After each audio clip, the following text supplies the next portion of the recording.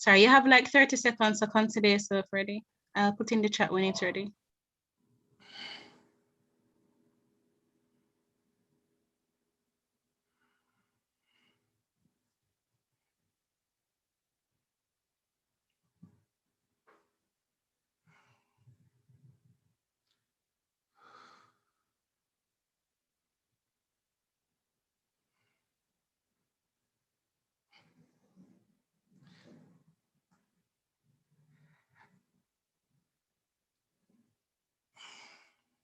All right, good night. Welcome, everyone. My name is Omar Edwards. I'm currently serving as president for this JAMSA year, and welcome to our annual debate for this election period 2021.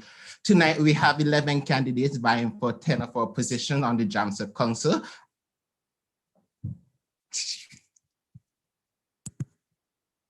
right, 1 second.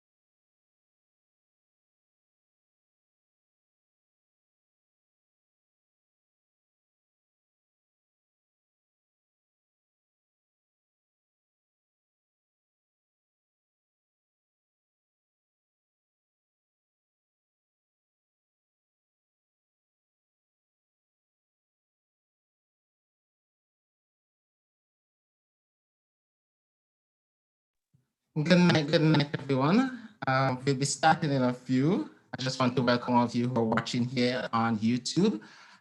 Thank you. We're just waiting on a couple more people to join the live stream. So tell your friends to get ready to come out to listen to the candidates speak tonight. Tell them get the questions ready. Message a friend. Yes.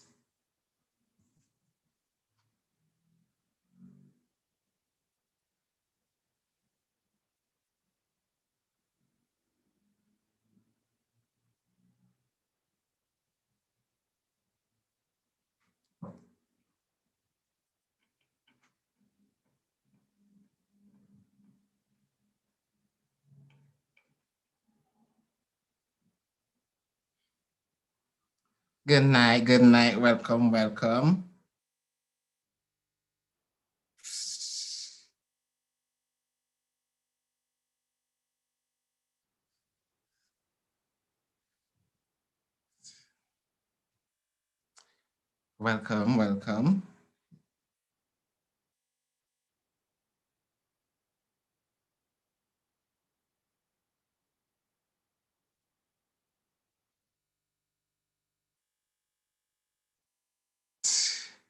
Good night, everyone. Welcome. We're just waiting for a couple more persons to join. We can, and about to sorry for the late start. My name is Omar Edwards, and I'm currently serving as JAMSA president for the 2020-21 term. I'd just like to take this moment to welcome you to our annual election and annual debates for election season 2021. Tonight, I will not be doing most of the speaking. You'll be hearing 11 candidates who will be vying for 10 of our positions. So tonight we have two wonderful persons there to the heart of JAMSA who will be moderating tonight's session. They are Dr. Samantha Johnson and Dr. Romario White. Dr. Samantha Johnson, you may know her through her social media platform as the layman doctor, advocate to all. She served as VPI within JAMSA and before that as Director of Policy and Advocacy, position now known as Vice President of Policy. Dr. Romario White currently served as an advisory council member to the JAMSA Council this year, but previously he served as a JAMSA President and Secretary General. So I'll now turn over the floor to them, and then as you prepare yourself, grab your water, grab your juice, grab your friend, tell them come along, bring your questions and come, and just be all right. So over to you, Dr. Johnson and Dr. White.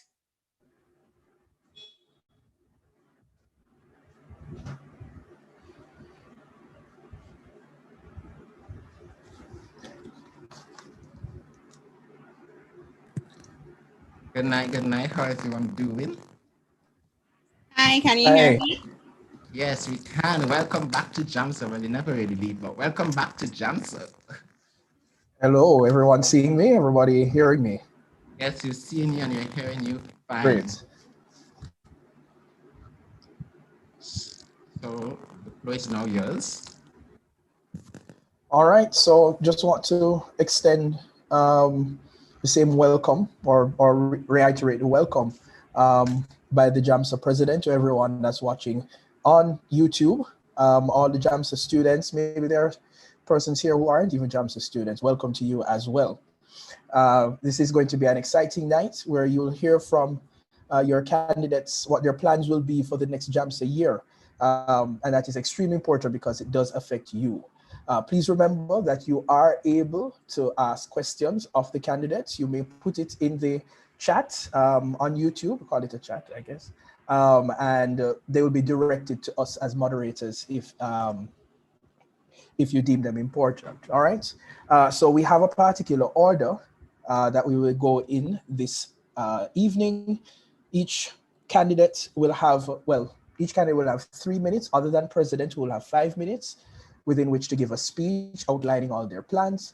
And then we will have a Q&A session thereafter, all right?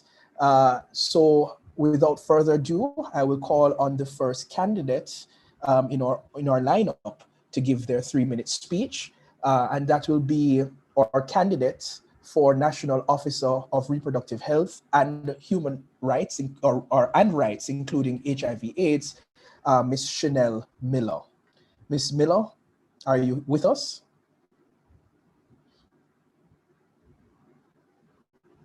So while we wait for Ms. Miller to join the conversation, she's currently in the waiting room. We have some rules that we'd like for our members to take note of at this time. So to our students who are watching the debates on YouTube, we would like it just to be courteous to other viewers and candidates. We have a zero tolerance policy for foul language, and ridiculing other viewers or candidates is not permitted. For persons wanting to ask a question, you can state your full name, which is just your first and your last, and the question you wish to ask. And for our candidates who are listening online, you know what the rules are on that you signed, the contract that you signed. So that's still adhered up until the end of the election period. As Dr. White said, each candidate is given 3 minutes to make their speech, except for presidential candidates will be given 5 minutes. And you'll be having to answer questions for up to 5 minutes after you make your speech. And we're all supposed to be, again, be respectful, be respectful, be respectful. All right. So, Ms. Miller.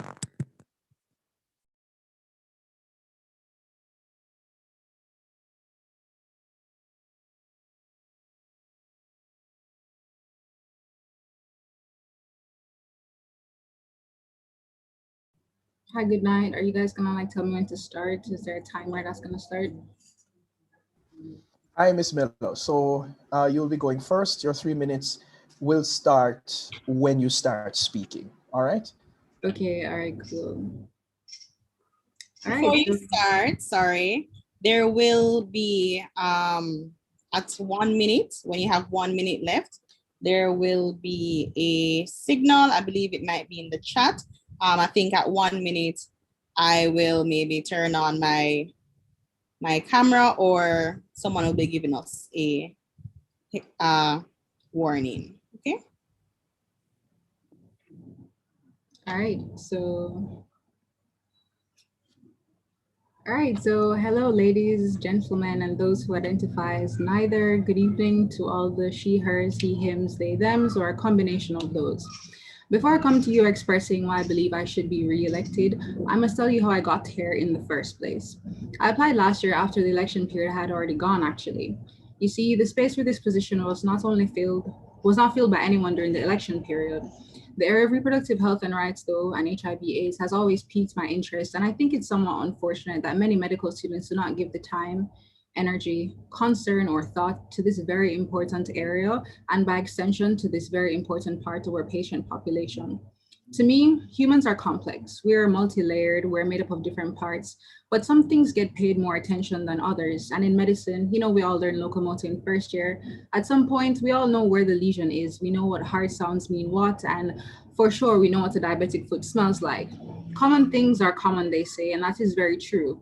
But some common things are easier to talk about than others. We can candidly talk about diabetes, we can easily talk about the stages of labor, but when it comes to sexual and reproductive health rights issues and topics, things become a little less easy to talk about. Now, there are many cultural barriers that exist. There are many things that contribute to the taboo nature of certain topics, and even though we talk about them less, these sexual and reproductive health rights aren't any less common. WHO in 2020 published that in 2011 in Jamaica, there were over 22,000 abortions that occurred. The Jamaica Observer in 2020 also states that 35% of women in the country have a lifetime experience of intimate partner violence. In 2006, Time magazine named Jamaica as the most homophobic country on earth. And in 2018, there's an estimated 32,617 persons living with HIV/AIDS, and just 84% of those persons knew their diagnosis. Now, in an attempt to have these very necessary conversations about these common things that are not so commonly talked about, I thought it fit to run for this position. What pushed me to apply for NORA and what is pushing me to be re-elected is my drive to not only make every medical student at AIMS, CSMSJ, and UEMONA interested, but to make them passionate advocates, just like how I believe myself to be. From the very first project that my team and I did at the beginning of the year, where we won $3,000 USD grant to further the HIV/AIDS work in Jamaica, to hosting events over the year addressing topics like abortion, gender-based violence, sexuality, and gender identity. I have been on a continual mission to get my fellow colleagues educated, not only in the medical aspects of reproductive health and rights and HIV/AIDS, but also the human aspects. Continuing the path I forged in 2020, I will strive to continue this education, strive to host more educational drives and workshops and activities for all medical students, as well as for the communities that we're being educated about. As to me, one cannot be a doctor if we're unaware of these things. Standing committees are the foundation of JAMSA and a core aspect of personal development to each and every med student. And I will also strive to build upon the work we've done in the past year and to continue the charge, not only for the sake of getting people in charge, participating in JAMSA activities, but to just get them interested in bettering themselves and the world too. So vote for me as your NORA this year. Thank you.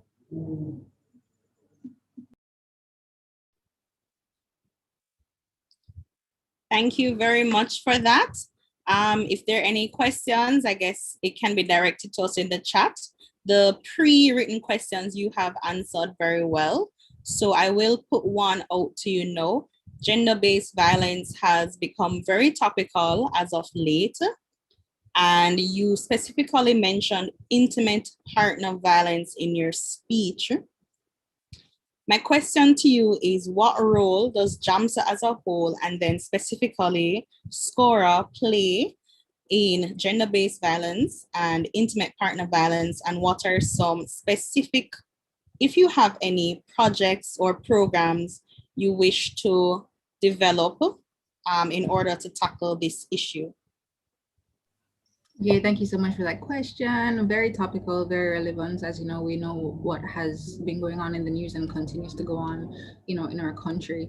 So yes, we actually have one campaign running right now called Enough is Enough, where we're tackling some topics or things like, people would make excuse for rape. That's what, because a person dresses a particular way or they do a particular thing. So we're trying to raise awareness to call out, activities and things that people say in society to just get them to check themselves and realize that they're perpetuating this larger rape culture. So we have campaigns like the Enough is Enough campaign, for example, that's currently still going on our Instagram to just like raise awareness about that. So that's like one specific way that we've tried to tackle that issue.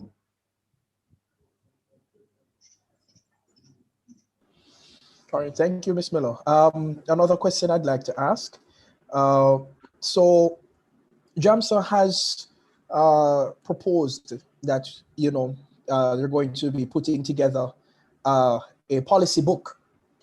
I'd like you to tell us or tell your students, what are some policies, what are some positions that you think JAMSA should take that you would propose to be put into that policy book?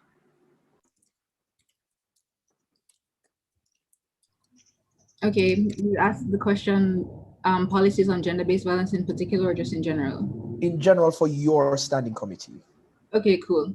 So our standing committee has 5 different focus areas. So we focus on maternal health, we have focus on HIV/AIDS, we focus on, abortion. We also focus on gender identity. So I think in making any recommendations to the policy, it would be very pertinent to touch on all of those focus areas. So as it relates to inclusivity with regards to gender identity, as it relates to, somebody not being discriminated against, as it relates to like their HIV status, for example. So if someone's pregnant, that wouldn't disqualify them from, being a part of JAMS or participating in activities. So just, ensure that whatever policies that we're drafting is inclusive and is also looking out for vulnerable populations. So those would be recommendations that I would make. Okay, thank you. We'll be moving on to our second candidate. That would be our National Officer on Public Health, Jerome Gentles.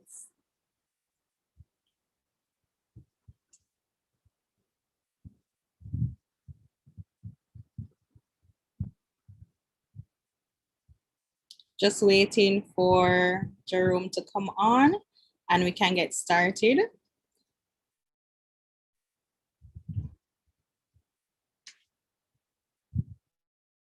be moving on to our second candidate. That would be our national.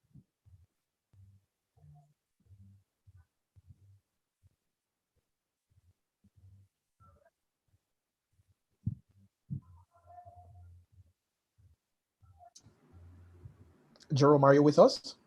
Yes, are you hearing me? Yes, we're hearing Yes. you now, Jerome. So you Okay. have 3 minutes for your speech. You may go ahead. Okay. Good evening. I am Jerome Gentles, a third-year medical student and National Officer on Public Health candidate for the year 2021-22. The World Health Organization defines public health as the art and science of preventing diseases, prolonging life, and promoting health through organized efforts of society. It is very important that as medical students, we do play our part in promoting good public health practices for a healthier society. As the old proverb says, prevention is better than cure. Likewise, as medical students, we must also say, proper exercise and proper dieting is better than the weight loss surgery. Talking about your feelings to others is better than taking antidepressant pills. Likewise, practicing physical distancing and wearing masks is better than the ventilator. What we all see here is that good public health practices reduces the possibility of avoidable medical procedures. I came up with what I would call the 3 Ps of public health: partnership, prevention, and progress. A collaborative effort is necessary for us to lessen the burden by different health crises in our society as a result of different public health challenges. It is only by doing this will we be able to see the positive changes, whether it's having our children less obese in schools, having less communicable diseases such as hypertension, which can be attributed to diet, or also diabetes. We all must form a proper partnership which can further help to prevent these diseases, which can further help us to progress towards a healthier society. Whether the partnership is between us as medical students from our different campuses, whether it be UE, the Caribbean Medical Science School, or AIMS, it is very important that we continue to form these partnerships for prevention of these diseases and progress towards a healthier society. As the current local officer on public health, I was able to work with a team of medical students who were committed to bringing awareness to various public health issues. I seek your support. I seek your vote to become the next national officer on public health as I continue this mission to bring awareness to public health. Vote Jerome Gentles, vote public health awareness. Thank you.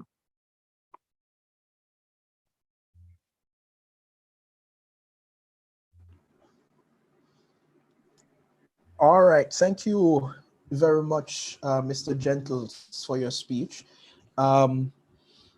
So I think the first question that I'd like to ask is the most pertinent public health matter that we have right now is COVID-19. Yes. What do you think is JAMSA's role in this pandemic now? Can JAMSA even have a role, given the fact that most medical students are not able to even go to the hospital and do their clinical training? What role do you think JAMSA has right now? I think JAMSA has a role to ensure that although we're in a public health crisis right now, we ensure that our education will not affect the future of our healthcare service in the future. We could further affect the public health sector. So I do believe that as the current students, which would be the future professionals, we have to try to play a role to ensure that our education is guaranteed and the health and a healthier society for the future is guaranteed. So as students, I believe that we should lobby for that continually. Okay, Jerome, in your speech, you had 3 Ps: partnership, prevention, and progress. I think those are 3 excellent pillars. However, in your speech, you did speak a lot about diseases, particularly non-communicable diseases, which is only a small part of public health issues. My question to you is, I just want to give you a chance to maybe speak about some other areas of public health that you would like to tackle in your potential position. I believe mental health stigma is one of the main problem right now, and especially because of the whole pandemic. We're used to one thing, now we're told to physical distance and so on. So I believe mental health is important aspects, and even the current SCOF committee, we had a program called a mental checkpoint, which each month we have different programs to help with the different mental health issues. So I believe going forward that is a very important aspect of public health that really needs our attention. Okay, thank you for that. So now we're going to move on to our National Exchange Officer, Miss Giselle Smith. Going to invite her to come on, and she'll have 3 minutes to give us her speech.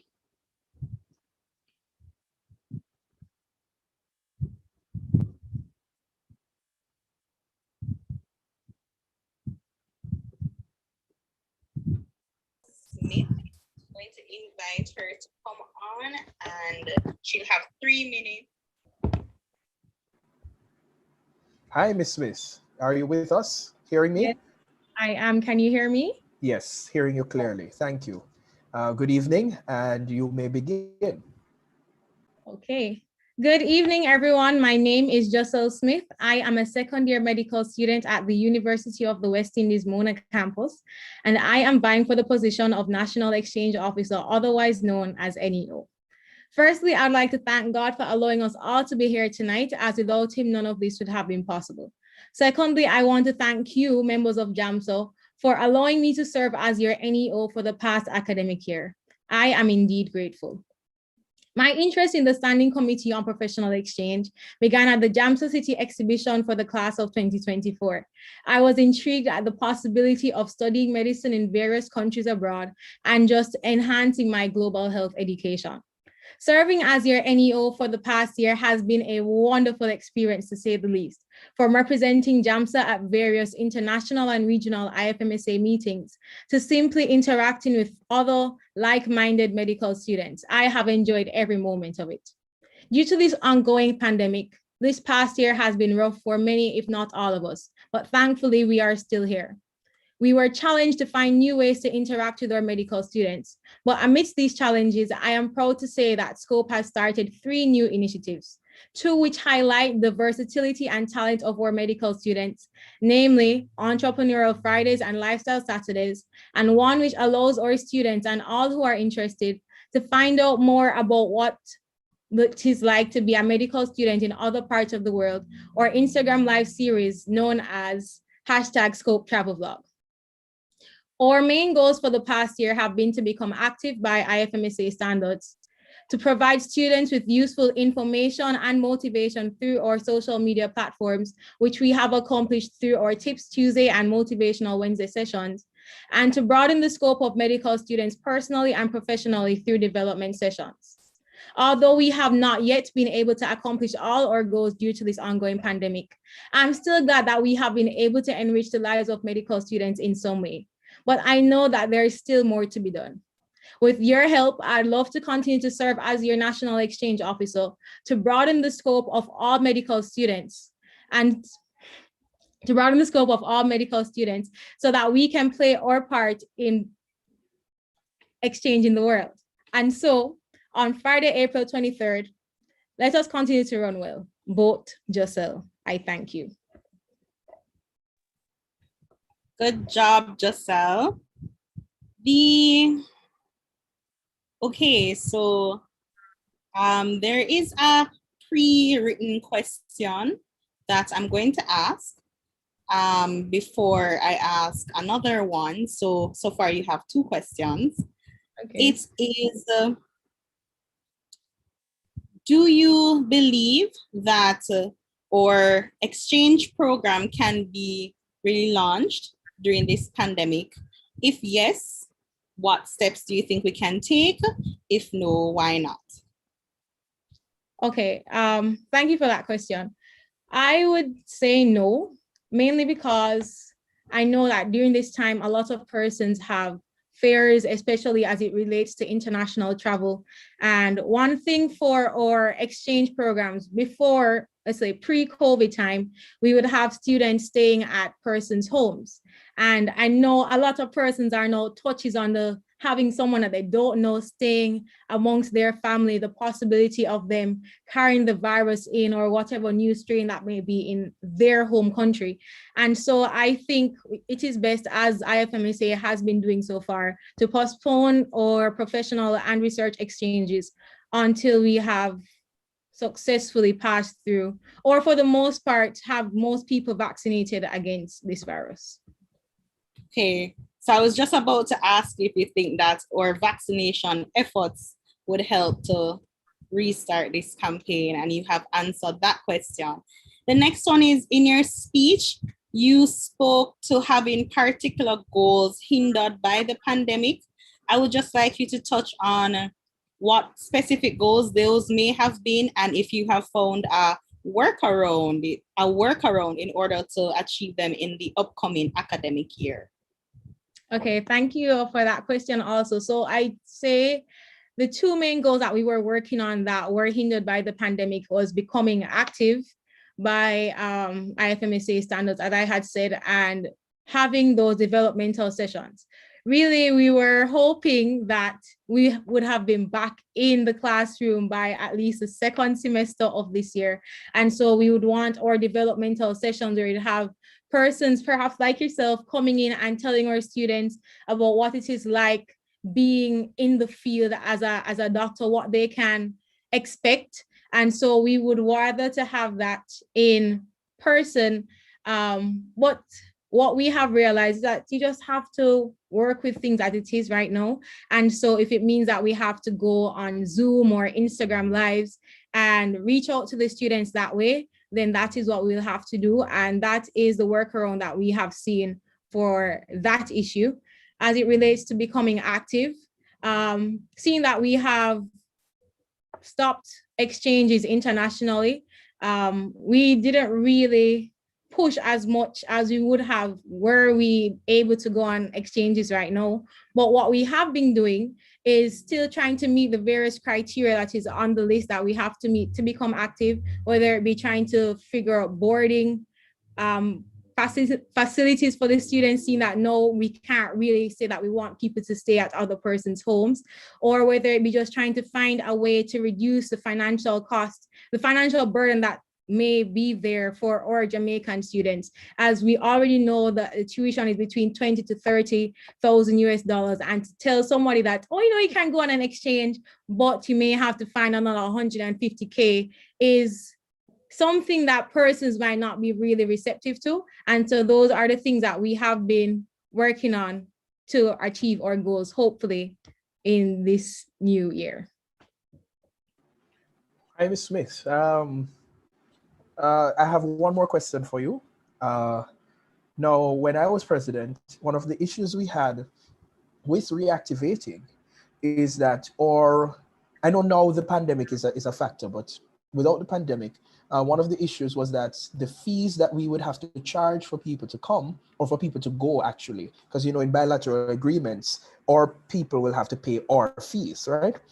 Right. One of the barriers was that the University of the West Indies was adamant on some arbitrary auxiliary fee, somewhere around 250 US, which would make our fees very unattractive. Has any thought gone into negotiating with the university regarding this? Okay, thank you, Romario. So what we have been doing so far, we have been speaking with the dean. The dean has he's fully backing our exchange program. And as it is so far, the most we have as it pertains to administrative fees would be the cost for IDs. We have been, as they understand that these students are not going to be here for an entire semester, it's merely 4 to 5 weeks. And so they have understood that you don't really need all of that fundings, because as you said, right, it's a bilateral exchange. And then when you bring to our students, as I was saying before, that if you want to go on exchange, you need to find $100,000 to $150,000.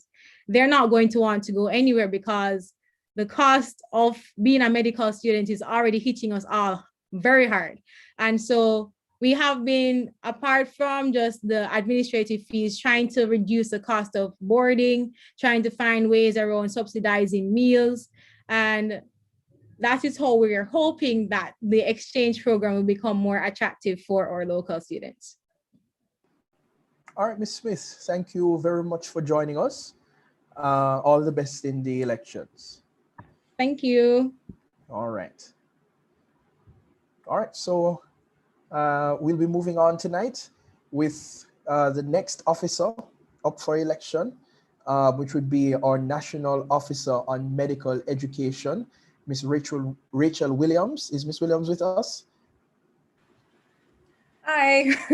Hi, good evening, Ms. Williams. All right, Evening. so you'll be having 3 minutes as everyone else has. Ready when you are. Okay, I'm just going to share my screen. Oh, okay, sorry, wait, no, it's disabled. Is it possible to get that restored? At all? He's saying to try again. Try again. Okay. Thank you. Okay.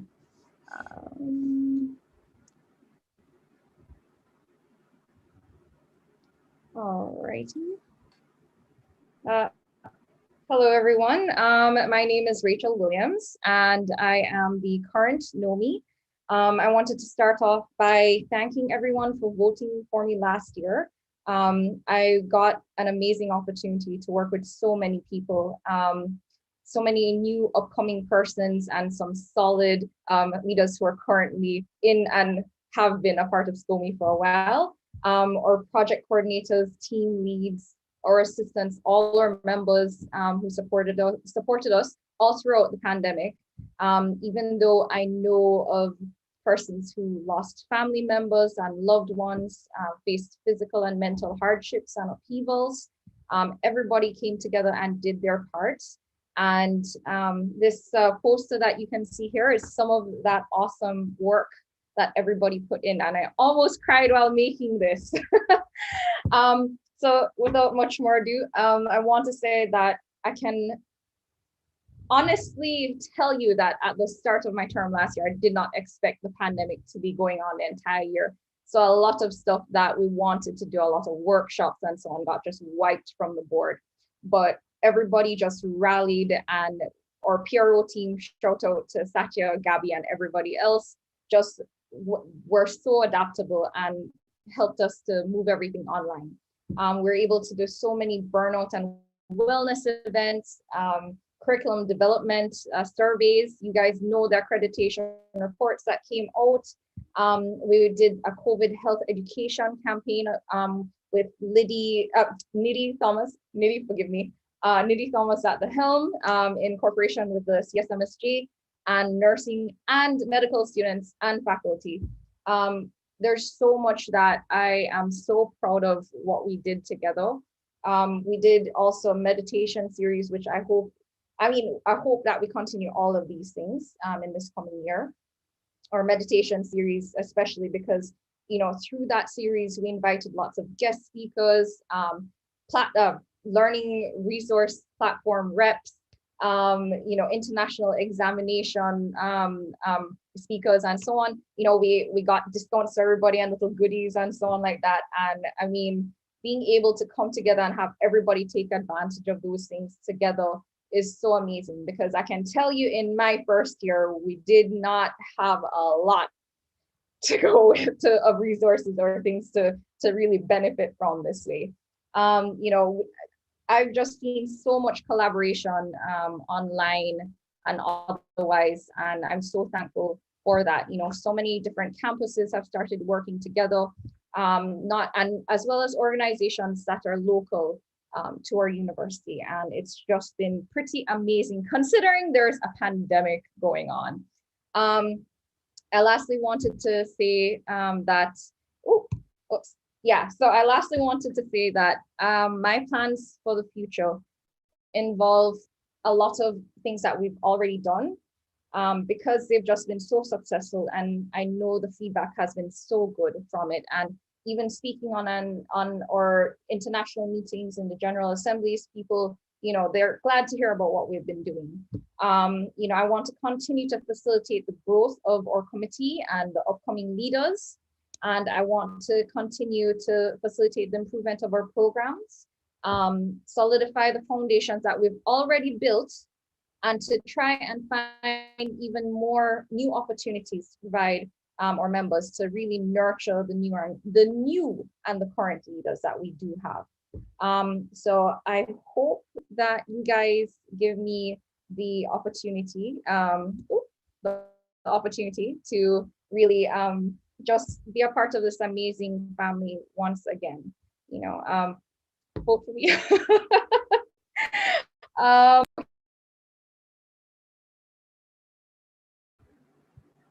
All right, thank you so much, Rachel. Now it's time for some questions. We have a few that were sent in from before. I'm going to ask one that's very specific to COVID-19. So COVID-19 has definitely demonstrated a need for the innovation in how we deliver our medical education. In a resource limited setting like Jamaica, how do you think, I'm going to change it a little bit. What successes have we had with our medical education during the COVID-19 pandemic? And what are some improvements that we can make? Specifically, how can your potential standing committee help with those improvements? Okay, that's a great question. So actually, I think that we've seen a lot of really great innovation the world over because of the pandemic. Such a wide scale change has allowed a shift of sorts in education, just because there has been the need to use, for instance, medical dummies in practice and a lot more clinical programs that are online. I think there's a bit of a barrier for us with a lot of those things, but we have tried our best. So we have seen some benefits in the pandemic, in that a lot of lectures were put online. I know I enjoyed going to lecture in pajama pants, not having to travel, commute, for an hour a day or more for some students, I'm sure helped with mental health, helped students to have more time to study and to sleep. I think those are definite wins for us. So, I mean, I believe that that's one major thing, one major win that we got from the pandemic, just being able to have a lot of lectures move online and having some parts of our curriculum really compressed when there was a lot of excessive, maybe time expected to be used for certain things that may not have been necessary. We've sort of cut away the fat, in, so to speak, in kitchen terms, So I hope I've answered the question. Thanks. All right, Ms. Williams, hi, good evening. Good evening. All right, so I know SCOME has been very involved in sort of the maintenance of the accreditation of the university through its student surveys, etc. The question I have is that, well, this student alleges that CSMSJ has had issues regarding accreditation. So the question is, are you aware of this? And have they been extended some help in the past? If not, will they in the future? Oh, okay. Sorry, I didn't realize it was off of mute. So basically, for our accreditation, we are 3 schools in one, basically. So I have extended help and offers of help to our other campuses. CSMSJ, we do know of their status as having, well, I don't recall the exact thing, but I think there was some sort of provisional accreditation, but they were under review or something like that, that it had to be renewed. CSMSJ is a bit new. They came on board last year. So far, I haven't really heard from them on that issue, and I didn't really know when they're up for renewing their accreditation and so on. And I know partly the pandemic, not being able to meet persons, not being able to really have everybody in the same room, sometimes it does put a barrier to communication. So we were not able to really speak about that, but that is something that I hope that we can address in the coming year. As we do go closer in that relationship. Since we have already started working together, we've started forming bonds. That's sort of another level that I hope that we'll bridge the gap for.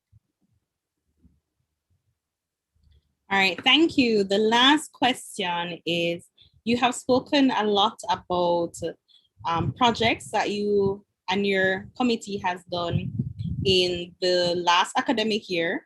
And we did hear a bit about sustainability. However, I specifically want to ask you about what are your plans for sustainability and succession within the committee and your views for JAMSA's future.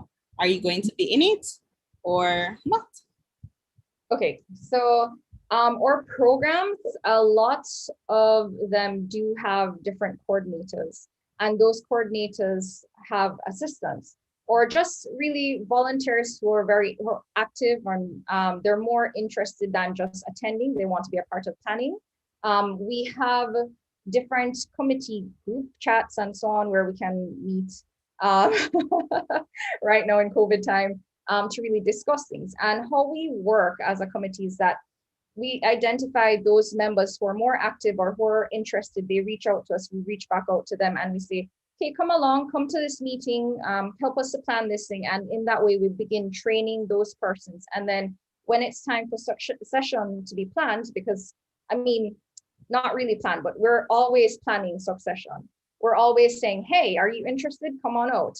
You know, we're always trying to train persons and build that capacity that whenever one of us says, hey, you know what, it's my time to go, somebody can easily just step in and say, my time, let's go, guys. You know, so I really believe in our model that we've been using.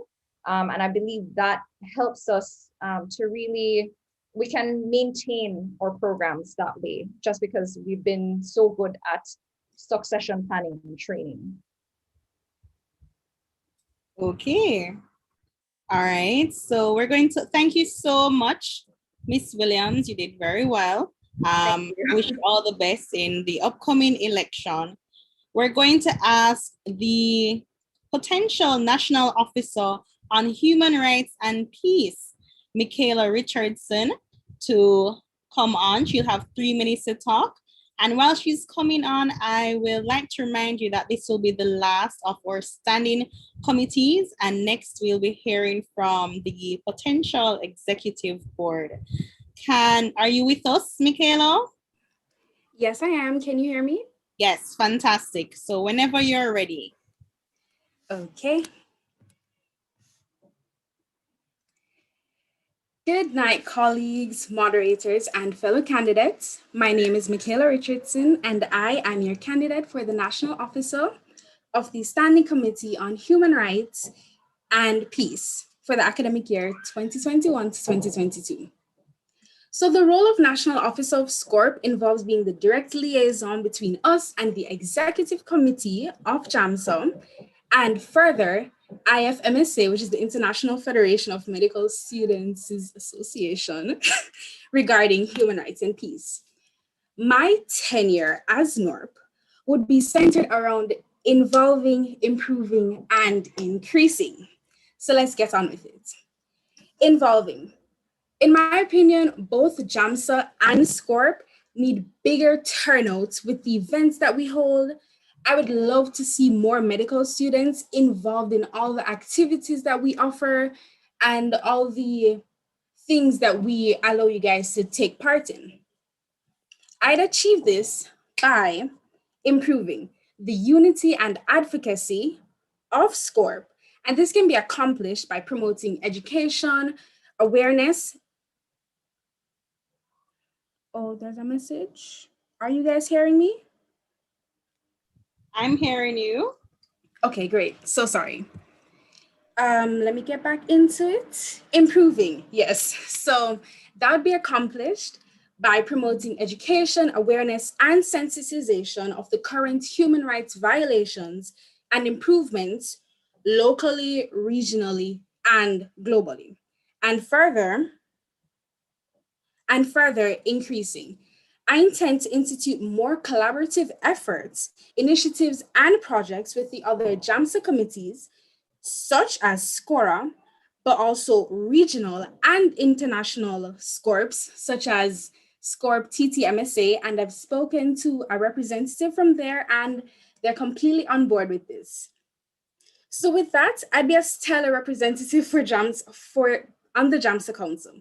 I not only talk the talk, but I have ideas, and I believe in action and consider human rights to be of utmost importance. Finally, you may be wondering, what can we do in Jamaica and, just from home regarding human rights violations? What can we do? COVID-19 has immobilized us, but in the time that we're living in, we can still contribute via education, donations, virtual assistance programs such as online awareness campaigns, And together we can make a more impactful SCORP. So vote Michaela and fight for your rights.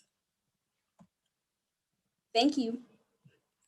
Thank you, Michaela, for that presentation. My apologies on our end for the technical difficulties. We did not, well, you finished before we had a chance to stop you, but we had all intentions to allow you to finish your speech, as it was our mistake. All right, so we have a question that was pre-asked. It is about violence in Jamaica. So even though we're in a global pandemic, we still have had a lot of violence in the streets of Jamaica. What role does JAMSA play, specifically your standing committee play, on the reduction of crime in Jamaica, and what are some ways you think you can play a role in its reduction, if any? Okay, so in terms of violence in Jamaica, we are seeing a rise in all types, right? And as humans, we have the right to have a peaceful, a peaceful life. I think that SCORP and JAMSA by extension, we can institute some type of, because of the current times, you can institute some type of online awareness campaign, not just saying, hey, don't hit each other, but it can be, hey guys, these are different ways to figure out issues. These are different ways to solve our problems. Let's talk about it. Get a mediator. Let's talk about it. Let's get a mediator instead of going straight to physical altercations. I just think that it would take some sort of cultural shift, which would start with awareness and education, and SCORP would be a great place for that to start. Okay. The next question is, you spoke a lot about collaboration in your speech, as well as there being a lack of it in previous years, or maybe not as much as you would like to see. My question is, what specifically do you think is hindering collaboration within the organization or within the association? And what specific actions will you take in order to improve collaboration within JAMSA? Okay, so for that, for the academic year of 2020 to 2021, the one that we're in right now, I do know that SCORP and SCORA had quite a few collaborations, but I think that we can take that a step further because our mandates are really closely linked. We could have more joint meetings. In terms of that, I think we're fine with that, but for reaching out to the other IFMSA links like TTMSA, it probably just, maybe it wasn't thought of because you're like, okay, we are our own SCORP, and yes, we are, and we need to do some things internally, but maybe it just wasn't thought of to let's reach out and have one big collaborative effort, especially that it was online. We aren't going anywhere to see anyone face to face. So I think it wasn't anything intentional, just maybe not something that was thought of. Okay. Hi, good evening, Michaela. Good evening, Dr. White. Hi, you can call me Romario, it's fine. All right, so I have a question for you. Now, SCORP is usually one of my favored standing committees in the past due to the projects that they do.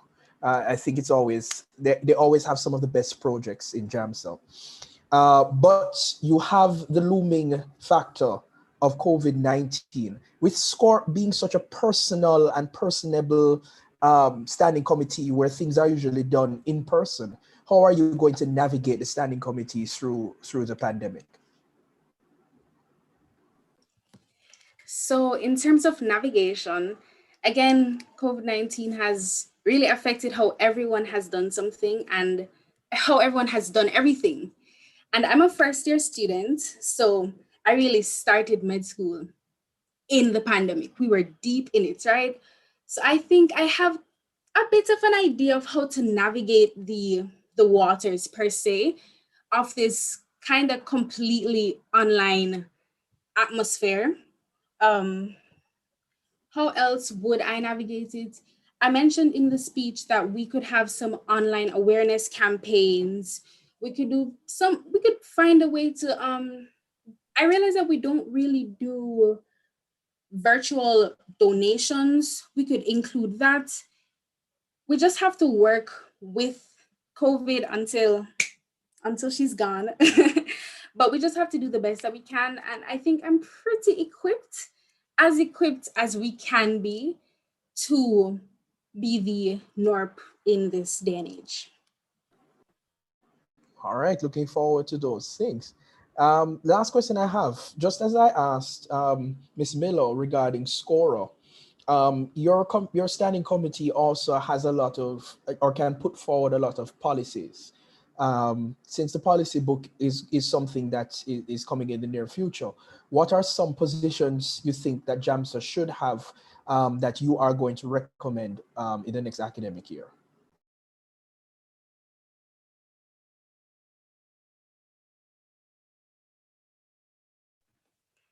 Well, in terms of policies, as Ms. Miller said, I think inclusivity is very important because everyone, we're all humans, we all need to know our rights, and peace is one of them. I think that we should also be, maybe as a general JAMSA policy, but we should all be educated on not only our basic rights, but also a few of the extended ones, because I feel like a lot of people aren't really aware, don't really know about the rights that we have. So I think that would be a really good thing to directly say, we're going to be educating our medical students, and hopefully that can spread through education about our policies or human rights, I'm sorry, not policies. Like the Human Rights Declaration by the UN. All right, Ms. Richardson, I want to thank you very much for joining us this evening, and all the very best for the elections coming up. All right. Thank you so much for having me. Have a good night. You too. Thank you. All right. So getting there this evening, we're going into our executive board now. And first, we're going to call our candidate for Vice President of Development. And his name is Rajiv Ram. Is Mr. Ram on with us? And remember, guys, you are able to ask questions in the chat. They will be shunted to us so that we will have an opportunity to ask them. So please don't hesitate to ask questions in the YouTube chat. Mr. Ram, are you here? Ask me to unmute your mic. Hi, good night. You all hearing me? Yes, so whenever you're ready to start. Okay. So a special good night to all our moderators, my fellow candidates, and most importantly, to our colleagues who are tuned in. As you know, I'm Rajiv Ram, your candidate for Vice President of Development. For those who are unfamiliar with this portfolio, it entails two main responsibilities. Firstly, is observing and assessing the operations of JAMSA and suggesting ways to improve performance to the Executive Council, as well as overseeing the advertising regulation and handover of JAMSA's elections. So on these 2 points, I would like to speak briefly. Firstly, with respect to JAMSA's performance, we must first recognize that an optimized JAMSA is one that achieves its mandate. This includes empowering medical students by representing their needs and enabling them to help the wider community. In addition, we help them to provide forums to discuss topics pertinent to healthcare and the wider society. As your Vice President of Development, I intend to actively work with the Executive Council and standing committees to identify areas where JAMSA can improve and to implement suitable fixes so that we work together to successfully achieve our mandate while improving the overall JAMSA experience of our members. Secondly, a peaceful transition of authority is essential for the stability of any organization, and JAMSA is no exception. Our electoral process has always been a seamless one. JAMSA has been operating online elections way before this pandemic struck, enabling our members to cast their ballots in a simple, fair, and convenient way. Also, as a regulator of elections, it is my duty, if elected, to identify deviations from the campaign rules and to fully enforce them to protect the process and the integrity of our organization. I intend to maintain this standard so that when the time comes next year, this tradition can be upheld. In closing, I come before you ready to serve JAMSA as your Vice President of Development. I look forward to working with each and every one of our members to keep the flame of JAMSA alive and well.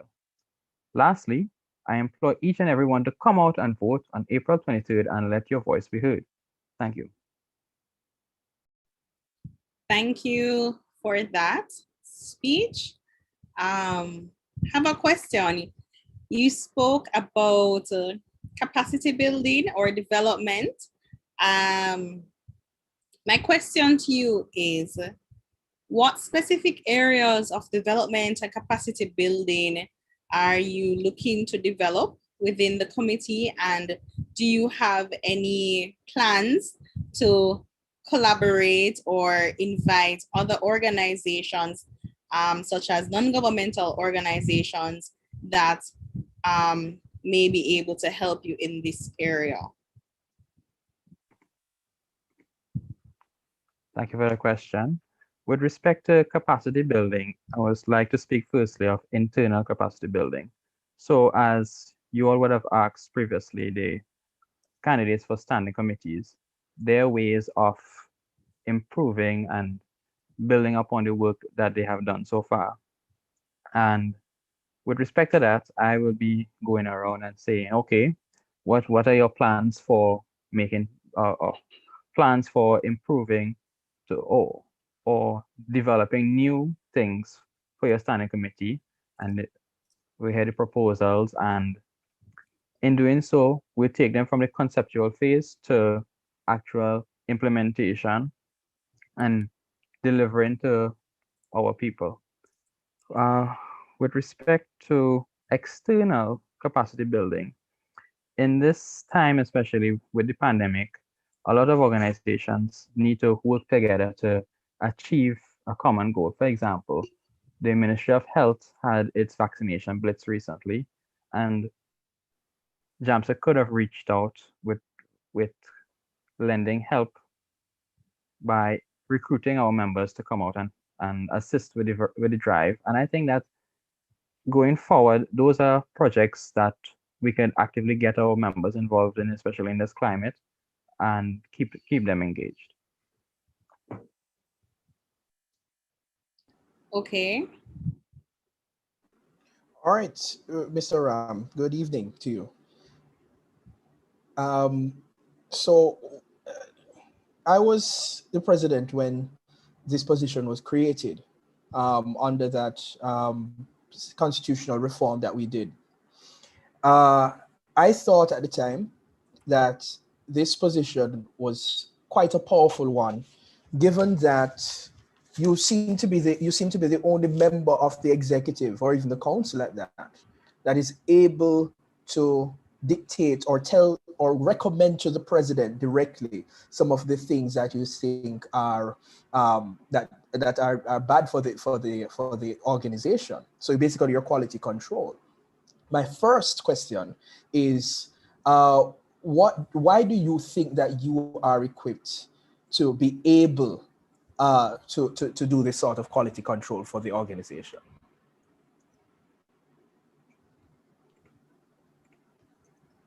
Thank you for that question, Dr. White. With respect to why I think I should be the one elected for quality control, I've been in organizations both at the secondary school level as well as JAMSA, as well as in JAMSA. And I'm a person where I will step back from a situation and look and see, okay, this needs to be improved, this could be done better. And some of you may know that I was involved in JAMSA's executive committee as the vice president of finance 2 years ago. And in that role, I was able to identify deficiencies that we could have worked on. I made recommendations then. And I think now, looking at JAMSA, especially in these times that we are in, I've been able to see where JAMSA has been able to serve as the voice of students, especially when face-to-face is not a thing. And while that has been a strength, I think there are areas where we could improve, and I will make sure and make a list of these things so that once the executive committee has been formed, we'll bring these concerns to the fore and help to make them a reality. All right. So, Mr. Ram, so part two to my question would be then, what tools do you have in mind to do this quality control, to sort of maintain JAMSA standards? What specific things do you have in mind to be able to do that? Okay, so with respect to implementing this, I would take a two-step approach. The first step would be liaising with our various members and of those of the standing committee and hearing what they have to say directly. So this may take the form of holding town hall meetings to hear their concerns or to send out forms periodically to ask in what ways can we improve, as well as talking to our standing committee heads to see where they think that we have been falling short to build capacity.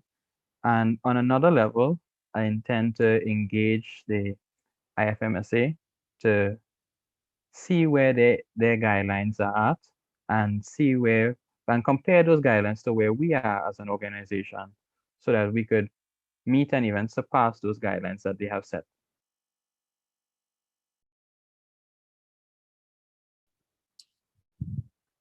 Okay, Mr. Ram, thank you for your answers. Remember, guys, that we're now at the executives. You have an opportunity to ask questions and have them be answered by the executive board or the potential executive board for JAMSA. I'm going to thank Mr. Ram for his speech and wish him all the best in the upcoming election. Next, we're going to have Ms. Abriel Lippman running for Vice President of Policy. She will have the same 3 minutes to speak. And remember, please guys, send in questions if you have them. Can unmute your mic and let's see if we're hearing you. Hello, are you hearing me? Good evening. Yes. Hi, good evening. So you can start whenever you're ready. Good evening, Doctors Samantha Johnson and Romario White, my fellow candidates and viewers. My name is Abriel Lippman, and I'm humbly vying for the position of Vice President of Policy. The word inviolable means never to be broken, infringed, or dishonored. This is the word I would use to describe the bylaws, constitution, and policies of JAMSA. These documents portray the fundamental principles and regulations of which this organization is to be governed and shows our stance on various issues and changes we want to see. It is therefore imperative for these documents to be constantly revised, updated, and created to suit the needs of the current student and health climate. If chosen to serve in this capacity, my main aim is to reform the Constitution and bylaws, create new policy documents, and increase student involvement in these processes. I hope to formulate policy documents on issues affecting Jamaica and the Caribbean, such as gender-based violence, student involvement in research, and the COVID-19 response and protocols. Student involvement will be one of my key focus areas, as the executive board represents the students, and as such, we should not dictate what should be added or retracted on our own volition. Therefore, a subcommittee of students who are willing to participate in the amendment and creation of our documents will be formed. This initiative will not only add a wealth of ideas and opinions to our policies, but will sensitize students on the governance and structure of JAMSA. I served on a similar committee which was led by Sienna Lunan. It is through that experience of working on the Constitution where I garnered a lot of information about the association and its work. Through the subcommittee and the small working groups, I am hoping to ignite that same fire in others, especially those students from CSMSJ, WJC, and AIMS. It was John Trudeau who said, leadership should be focused on extending the ladder of opportunity to everyone. This is one of my core beliefs, and I will endeavor to ensure that this is realized in executing my functions. As my slogan states, I am willing, ready, and able. So put your confidence in me. Thank you. Thank you, Abrielle, for that impassioned speech. Now we have a few questions about policy. Policy is a very large area. It's a very technical area as well. Yeah. So how do you plan on increasing your standing committees? Wait, sorry, not your standing committees. How will you increase the associations and your colleagues will be helping you capacity or competence and confidence in policy creation? And I would like specifics on this question. Okay, well, first of all, with the subcommittee that I will be creating, I'm hoping to have training by a lawyer and whoever else would be necessary to do such, because these are official documents, right? And we're students, so we need some professional expertise to help us in creating these documents and also in updating the documents that we already have. So they will be receiving some training. Okay, a large part of policy making and even policy recommendation and your position is not just about internal policy, but a lot with national policy. Of late, we've seen where a lot of advocates in this space have been talking about topics such as abortion or gender-based violence, and a lot of non-governmental organizations tend to give recommendation on policy changes. Does one, yes or no question, does JAMSA have any plans to become a part of this national conversation? Oh, definitely, yes. I have had that in mind. Not only do we want, well, first of all, I must say that our policy documents, as I said in my speech, shows our stance on various issues. We want to let the whole country, the Caribbean, the world know what the Jamaica Medical Students Association thinks about these issues. And not only do we want to just inform them, but we want to ensure that those persons who we are seeking changes from would actually do what we are requesting from them. So yes, we will definitely, well, if I am chosen, and hopefully, well, if I'm not, hopefully the Students Association will be basically on top of our government and our university to push for these changes. And I will definitely do that. And the follow-up question to that is, how do you plan on getting your stance and your policy recommendations out to the public? And do you have any specific organizations or even parliamentarians who you'd like to reach out to, collaborate with, or lobby? Okay, that depends on the policies that we will be formulating. I can't really say as of now who exactly we will be liaising with, but that will definitely happen.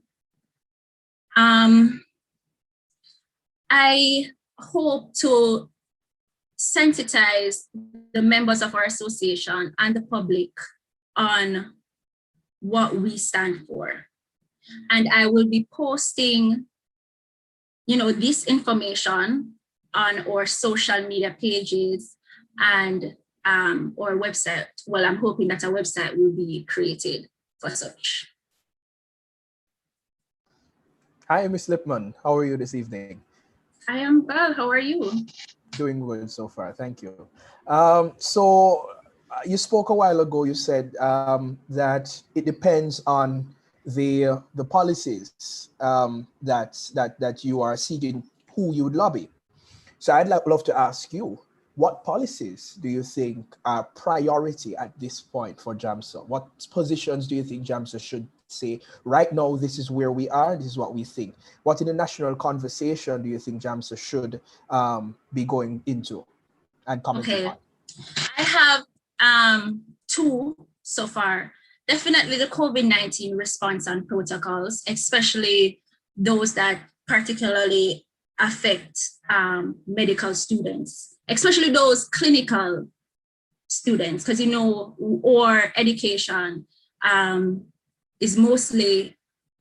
will mostly happen at the hospitals, and most of these hospitals are government run, right? So that is one thing that I would definitely create a policy for, and that is relevant today. Another thing is gender-based violence. I will be working with the various arms of the various subcommittees to create this policy document. Okay, thank you for your answers. All the best in the election.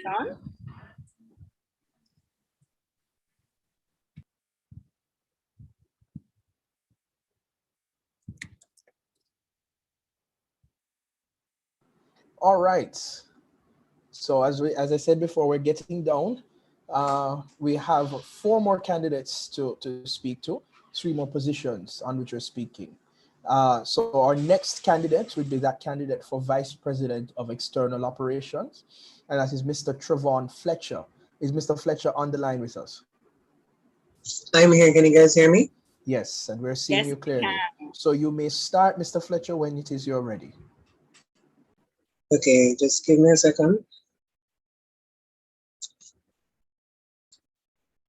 All right. JAMSA is more than just a medical students organization. We have the capacity to become something great in our Jamaican society. Not only just our Jamaican society, but in our regional framework and eventually the world. Good afternoon and good night, ladies and gentlemen, and members of JAMSA. I am Trevon Fletcher, vying for the position of Vice President of External Operations. You may see me and you guys know who I am, but I'm going to say a little bit more about what I have done. External relations means a lot to me, and it was really recommended by others that I do sign up for this position. This year on JAMSA, I served as your Mona Campus local officer for sexual and reproductive health and rights, including HIV and AIDS, commonly to others known as Laura. And as a SCORE angel, I've worked assiduously in building partnerships to ensure that we could have the first UB-wide Safe for Sex campaign, as well as work alongside with Chanel, who has been an excellent mentor to me, and Omar as well, to see how best we can strategize to see partnerships that we could forge for a stronger SCORE. I go again to say that I am also your Deputy External Affairs Chairman for the Guild, and that opportunity working with InReach and student development have allowed me to partner with different organizations such as United Nations Environmental Program to bring programs to the university students on a large, such as the Climate Change Forum, as well as other opportunities. Now, I say these experiences to show you that I am the man for the job. I am your candidate that is proper and ready to serve as your VPE. Some of the ideas that I have are not limited to is implementing the JAMSA I, external youth engagement. Through the JAMSA I will be working assiduously with the JAMSA Executive Board and Council to find through stakeholder mapping opportunities for JAMSA members to get involved in. More seminars, more conferences to send JAMSA delegates to, but more importantly, to create these opportunities for JAMSA members. We also want to implement cultural reform as a part of the role of BPE is to build stronger relationships culturally and socially within and externally in JAMSA. A part of this is forming the JAMSA exchange program, where we can have within local councils med-sibling exchanges, where med siblings will have the ability to have a pen pal in a different local council. Imagine CSMSJ having the opportunity to directly interact with university students. Lastly, I intend to ensure that capacity building is not what we are, but something that we do vigorously. So working with the Vice President of Policy to implement more training sessions to create policy documents that we can go and lobby in the government for a national stance. I am here to bring JAMSA in a position where we can not only just be known, but become a significant force in our nation. So on April 23, vote for a candidate that is working already to bring you places. Work for a candidate that is also getting you the external recognition. Vote for a candidate that is knowing what they can do for JAMSA. Vote for Trevon Fletcher in confidence. Thank you.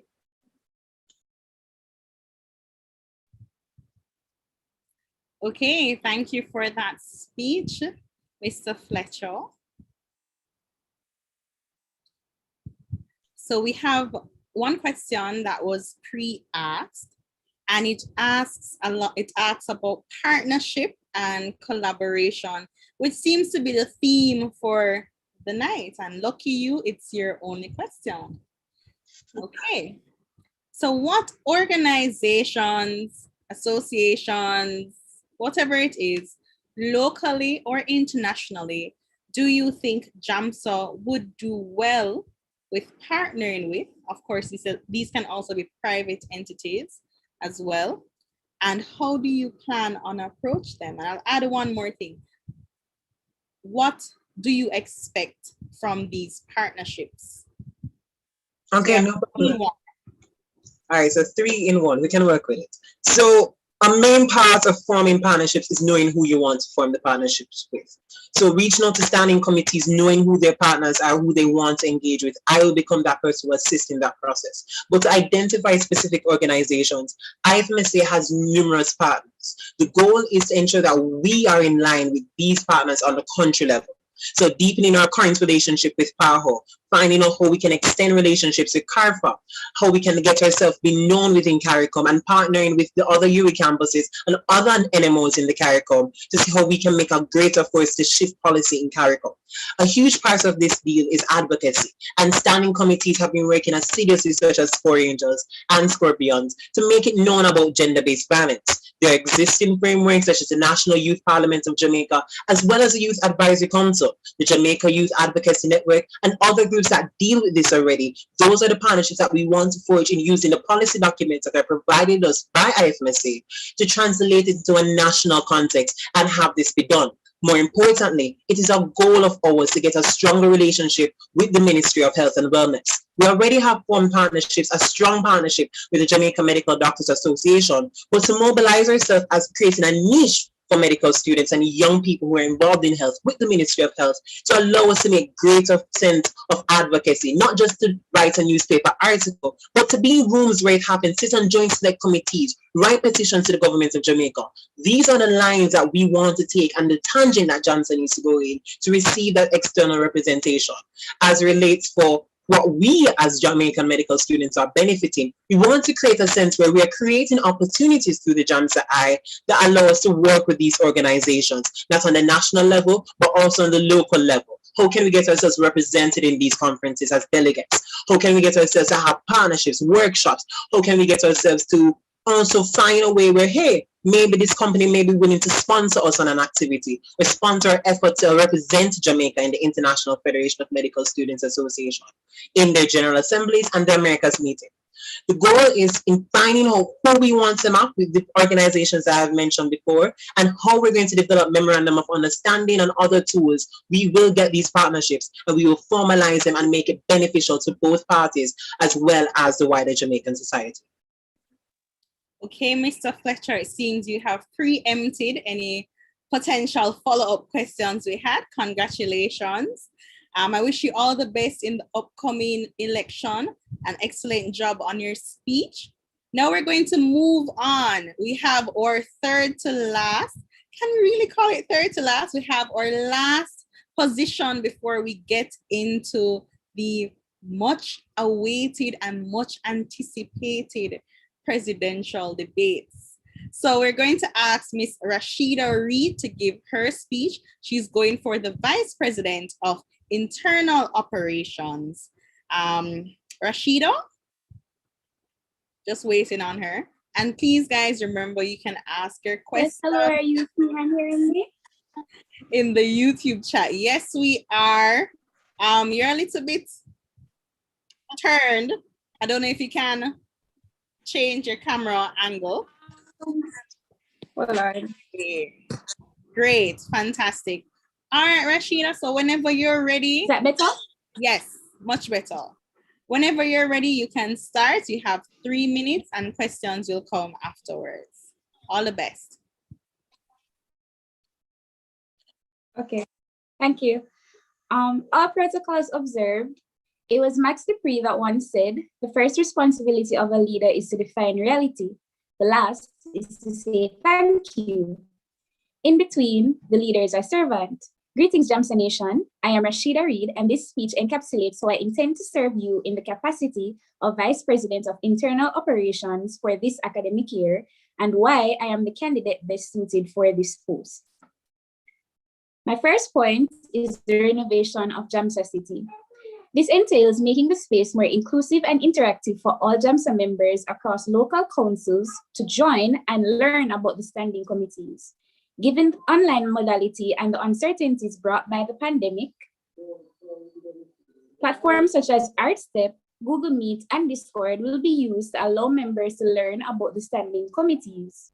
Participation and promotion will be incentivized by reaching out to entities such as Osmosis, Hyperacademics, among others. Second, working with national officers to ensure local officers are well established in the local councils across UA, AIMS, and CSMSJ to ensure increased engagement of medical students with the standing committees. This way, the affairs of students from all 3 campuses can be represented. Third, I intend to provide support to the standing committees. This entails providing meetings and capacity building workshops with the Vice President of Development to get more training done for standing committee members and executive teams. Collaboration would also be done with the Vice President of Development to complete SWOT analysis of standing committees with the aim of working towards stronger and sustainable improvements. Fourth and last, the development and maintenance of a system geared at keeping record of standing committee activities, their progression, and the registration of these activities with the IFMSA. With all these plans considered, JAMSA needs a Vice President of Internal Operations that is innovative and forward-thinking, one that sees the importance of building a legacy through sustainable development. I believe I possess the skills and qualities required to serve you for the next academic year. On election day, vote for the candidate that has your best interest. Vote Read, vote right. Thank you.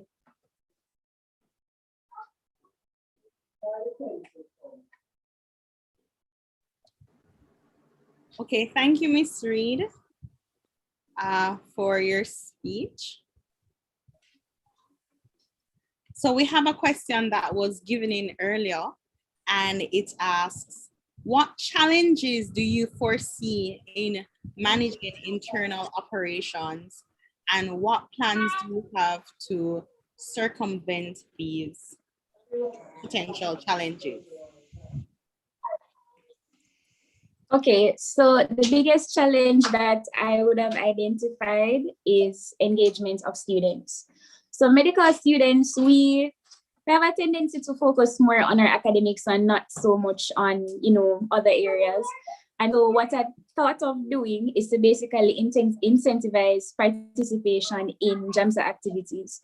So I would have mentioned partnership with Hyperacademics, with entities such as Osmosis, to basically encourage persons to participate, because once you know that you're getting some kind of benefit, you're more inclined to participate. Okay, so your specific role would be as Vice President of Internal Operations. You almost kind of act as the leading person for the standing committees. Now, the standing committees tend to have their external projects, and your role is mostly keeping them in line, keeping them up to standard, and not necessarily participating in creation of projects. That being said, can we have a little bit more information about how you plan to to keep the internal aspects of the organization or of the association in line? And what are some of your plans towards improving how the organization as a whole runs in terms of the internal operations and the standing committees? Okay, so what I would have mentioned before is the use of SWOT analysis. So what SWOT analysis is, in simple terms, is identifying strengths, weaknesses, opportunities, and threats. And I believe doing that, and that would have been in partnership with the Vice President of Development, of course. And in doing that, we can identify our strengths and weaknesses, play on those strengths and weaknesses, find ways to improve on them, and that further would contribute towards sustainable development. Okay, and a follow-up question to that is, what are some current weaknesses that you see within the organization, specifically dealing with your portfolio, and what are your plans to addressing these weaknesses? Okay, current weaknesses that I would have identified. I would say that just speaking to medical students in general, because the standing committees, national officers have been doing a lot of work over the year. I have firsthand seen that because I would have served in the capacity of National Communication Officer of SCORA. But what I find is that students, as much as how they're in the group chats, they're seeing what our standing committees are doing, they still have a tendency to not know. So what I intend to do is to collaborate with all of the standing committee national officers to ensure that we can reduce that as much as possible, especially with the inclusion of the other campuses. Because we would have tried to engage with them a little bit more, and we are improving in that regard. Okay. So the Vice President of Development and the Vice President of Policy have a lot of work to do in terms of just the overall internals of JAMSA and creating or continuing to build on the foundation of JAMSA. You, as a potential Vice President of Internal Operations, would have to work well, particularly with these other members of the Executive Board, to improve upon JAMSA's foundation and capacity. What are your specific plans in relation to a partner, for want of a better word, with development and policy and the president, and creating a team that specifically works on building JAMSA's foundation, reputation, and the internal runnings of JAMSA. And of course, we can throw in a succession plan as well.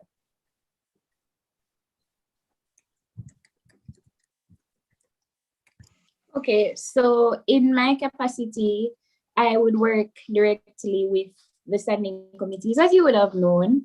So I think the part that I can play, where all of this is concerned, is to basically do a lot of groundwork in terms of listening to the affairs of the members of the standing committees. As Abriel would have mentioned, we cannot instill policies that do not reflect the interest of our members. So I think that would be the role that I would play. And of course, in any way that I can, I would basically try to be involved in the process of hosting sessions to ensure that our goals are recognized by the end of the year, and for continuity, of course. Hi, Rashido. So my question will be specific to orientation. Now, one of the things in your portfolio, and I think you spoke about JAMSA City. What I'm interested in is how will you do orientation activities, sort of getting the name of JAMSA out there to places like CSMSJ and AIMS, who are newer. That is the first one about orientation. And two, what will you be doing about getting the sort of JAMSA structure in those schools as well, in terms of setting up, making sure that there are proper standing committees in those schools, etc. Do you have any plans in that regard? Okay. So in terms of the orientation process, each of these schools would have their own process in terms of how the flow of their orientations go. So what I would do, what I'm thinking of doing, is to ask for a slot to give the standing committees an opportunity to basically give the incoming medical students and even ones that would be interested in joining the standing committees a taste of what it means to be a part of these standing committees. Outside of that, given that we would have only had a smaller slot for orientation, JAMSA City would come subsequent to that, and it would basically be a more comprehensive, and give them a greater opportunity to showcase what each standing committee is about. I would have mentioned Art Steps, which is basically a virtual exhibition platform. And in terms of, you said engagement with each of the other schools, I would basically utilize the local directors and make sure that the local councils are well established in that regard, so that the other medical schools outside of Mona would be involved.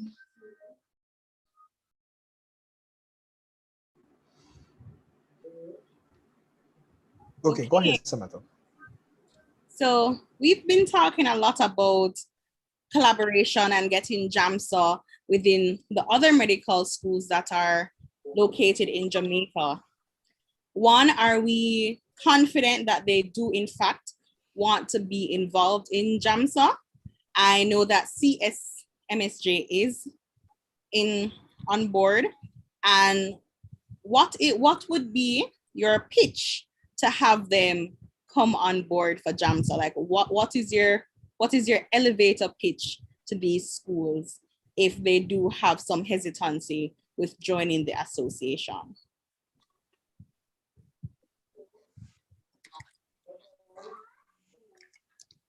As I would have said before, it's all about incentives, pretty much.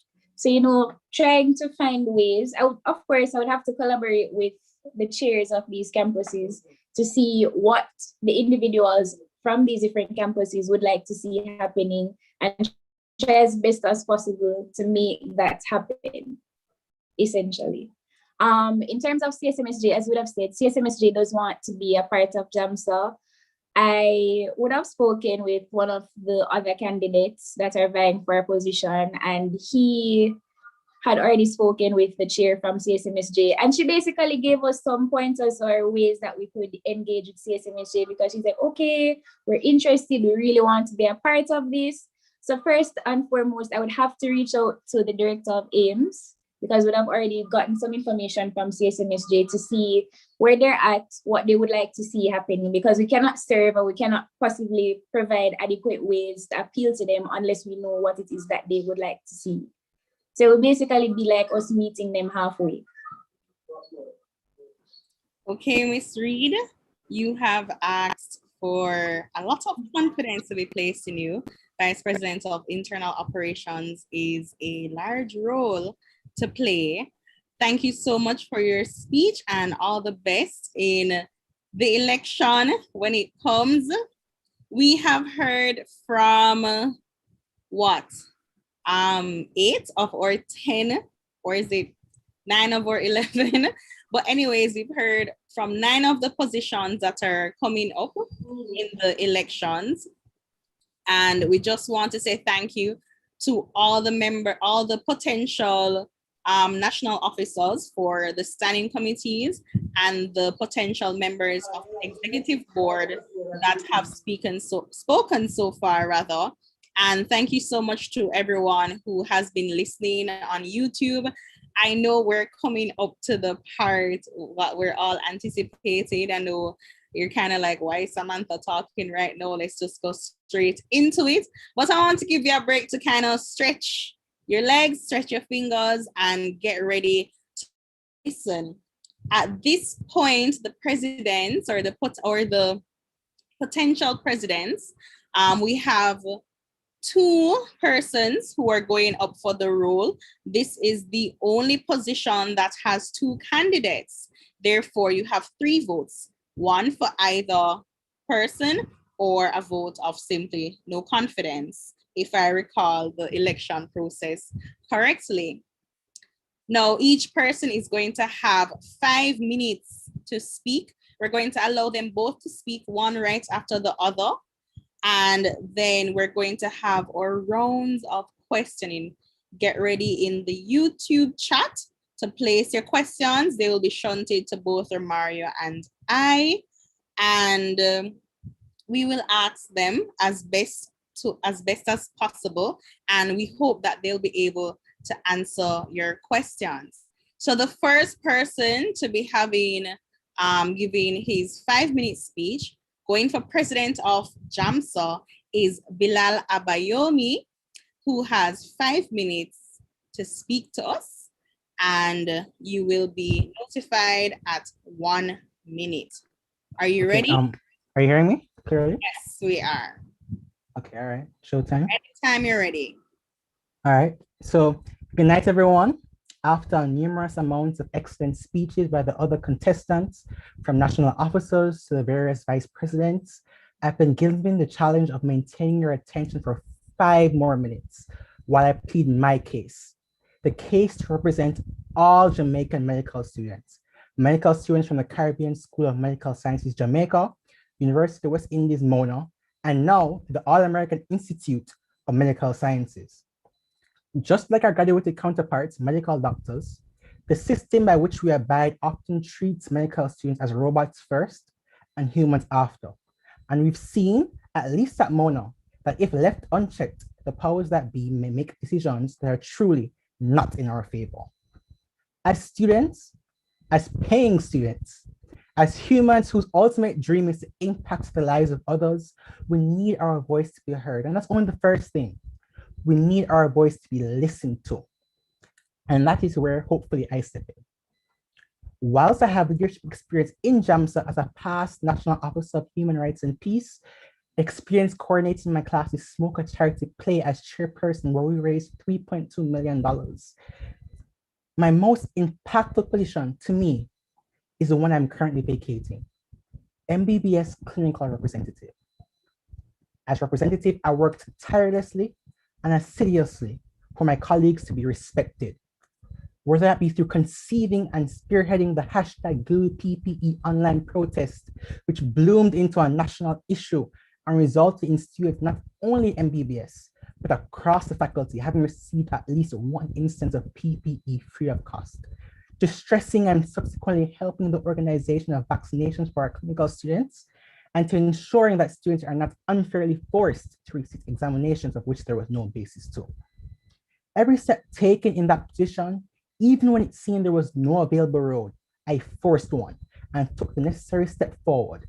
And if elected JAMSA president, those steps shall transition to preclinical students at Mona, students from CSMSJ, and students from the All-American Institute of Medical Sciences. Apart from that, as president, I promise to work for increased visibility and recognizability of medical schools often forgotten when referring to Jamaican medical students. I've mentioned them twice already, but many people are not even aware of their existence. And to me, this is even worse amongst medical students at UMona. Beyond our differing student IDs and syllabi, we're all the same. Brothers and sisters working to help the sick, and JAMSA can't be a healthy family if we play favorites. If given the opportunity, each school under the JAMSA umbrella will not only promote equitably, but shan't ever be forgotten when it comes onto lobbying and opportunities both nationally and internationally. And Mona, you're not forgotten in the promotion of JAMSA as well. As many of us are aware that students tend to fade out of participation past first year. I am hoping with the vigor of continuing the excellent work of the standing committees, be our national officers and local officers, and our revitalized JAMSA Council of myself and the vice presidents. JAMSA will not only be a household name, but a house of safety for all medical students from first to final year. In addition to the aforementioned, I will work with public and private sector entities to provide help in financing medical students' tuitions with scholarships and bursaries, as we cannot have a medical students association if med students are unable to pay their ever-rising tuition. I also want to foster a deeper partnership with each school's guild, so as our voices may be amplified once unified. I've said a lot, many of which you may not remember after I turned off my mic, or may think are empty words or lies by a man just trying to fill up his CV or his resume. As like my Nigerian mother would say in Yoruba sometimes, Otito wasio ojabasu bonkoleta sibesibe ara europelu rumase uwo, which in English roughly translates to truth came to the market but could not be sold. However, we buy lies with ready cash, which means people are more likely to follow lies than the truth. Unfortunately for me, I'm a salesman of truthfulness, and my product lies in my promises, and none says empty. So do me a favor, prove my mother wrong, and on April 23rd, buy the truth, elect the truth, and journey with Abayomi. Thank you. All right, thank you, Mr. Abayomi. So we will be pausing. Sorry, we will not be asking you questions just yet. We will allow Ms. Sienna Lunan, who is the other candidate for president, to do her speech, and then we'll go into the question and answer section. Is Ms. Lunan on the line with us? Yes, I'm here. Hi, good evening, Ms. Lunan. So the floor is yours. You may begin when you're ready. Okay, thank you so much. My name is Sienna Lunan, and I am a third-year medical student, and I am vying for the position of JAMSA president. To become the president requires sacrifice, immense dedication, and heart. I learned this while serving on the SCOME executive body and as JAMSA vice president of policy and as vice president of external affairs. For every position I've ever held in this organization, I have gone above and beyond to ensure that I do right by you. I am always thinking about how we, as JAMSA, can help our students to thrive in medical school, not just survive. It's more than just another position, it is an honor. I am just as angry and fed up with the injustices we face now as medical students and the system that we will inherit as medical professionals. However, this frustration is not the only fuel of my passion to work on your behalf. It is first and foremost my desire to uplift and serve the next generation of healthcare professionals and leaders. What makes me want to lead JAMSA? My dedication to serving you. Behind the bush jackets and white coats, we need to ask, who are you? You are more than a medical student. I am committed to not just advocating for the medical student, but the whole person. Advocacy is at the core of what JAMSA does as a youth-led organization. To achieve maximum impact, we need to develop a streamlined process of communication and collaboration amongst all our members. Student guilds at MONA and CSMSJ, AIMS, soon to be, class presidents and JAMSA need to work together and coordinate efforts as we are all fighting for the same cause. It is not fruitful for us to work in silos. Working together at the local and national level will give us a better chance of implementing meaningful change. My experience has shown me that medical students want more from the MBBS experience. We want to be empowered, encouraged, acknowledged, and supported. This is why I believe capacity building should be an integral part of our plans this year. I want us to focus on building your skills and knowledge in the areas of interest that are not provided in our curriculum. I want to ensure that you are equipped to confidently take advantage of all opportunities that come your way. I say this because through our networks, JAMSA is informed about many opportunities. These include conferences, volunteer opportunities, delegate positions to high-level meetings. However, logistically, it has been difficult to adequately share these opportunities. One of my goals is to revamp and fully relaunch the JAMSA server, where we can easily forward you all these great opportunities directly to your emails. We want to help tackle social issues and encourage youth engagement through our standing committees such as mental health, climate change, and all the things you are passionate about. All these areas intersect with healthcare. JAMSA is not just for medical students, but what we can do for our communities. Our advocacy must be universal, whether locally, nationally, or internationally. I want us to continue to support standing committee projects, both old and new, and create mechanisms that measure their impact and sustainability. To create transparency, build trust, and increase engagement, we work to employ the use of more small working groups, task forces for JAMSA projects, and assistant executive positions in our organization. This will provide more opportunities for students to be more directly involved in JAMSA. Releasing reports every 2 months, documenting the work of the JAMSA Council, which allows for students to hold elected officials accountable. to publish the annual working plans of all council members and allow members to have the opportunity to give feedback and make queries, to create a mandate for the establishment of a local officer for all standing committees at each local council for greater communication, engagement, and coordination across all campuses. I can't promise you that all our changes will happen overnight, but I promise small progressive strides that will take us places and set the foundation for even greater change.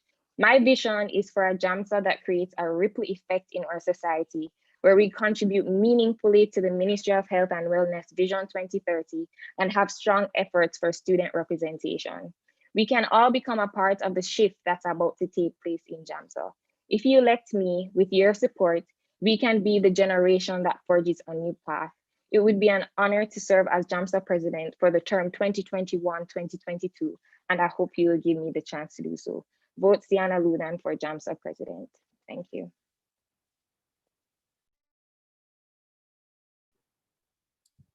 Okay, I invite both to turn on their mics and cameras at this time. We're going to start with the questions that are aimed at both candidates, and we'll have them answered in the same order that you have presented your speeches. Now, the first question has to do with really understanding the role of the Jamaica Medical Students Association versus the role of the MedSci rep, right? And this person states, I'll read what they said. I saw a campaign ad that stated the following: JAMSA has been excellent abroad, but they are the not-for-profit representative body of medical students in Jamaica. They need to fight for many issues plaguing med students right at home, from PPE to lack of scholarship opportunities and resources. We need someone willing to fight for us locally and not just internationally. This was signed by a concerned medical student. The person who writes this question says that they don't think that whoever said this really understands the constitution of JAMSA and the role of MedSci. Another question says as well that I saw during campaigning the issue of JAMSA versus MedSci come up, with JAMSA being asked to take up duties that fall under the purview of MedSci. It seems that students still don't fully understand. What specific plans do you have in clarifying the roles of both associations, and also what specific plans do you have to address the concerns and the need for representation specifically for medical students who are going to be doctors who often come to JAMSA for support? I'm supposed to go first? Yes. All right, so how I understand JAMSA as per the Constitution is a part of JAMSA is you serve as overseeing not only the local directors, but the internal, the external, the policy, the finance, development, and communications. And under the purview of the Vice President of External Affairs, that includes communication between class presidents and elected officials, which includes members of the guild. While JAMSA's role is not specifically to be fighting, going on the road and fighting whatever, the voice of JAMSA needs to be heard. JAMSA and the guild need to work hand in hand to make sure that each medical student is heard. Because when you have the guild going, you only have maybe 5-6 people from the guild going. JAMSA you have 270 people per class. That's over 1,000 people in just University of West Indies, Mona. When you have all those people coming together, the voices is heard and the voice is amplified, because you need to apply pressure, and people are pressure. And when you look at the things when it comes on the school issues, in fact, when it comes on the CSMSJ, for example, a lot of the issues that you'd hear would come from the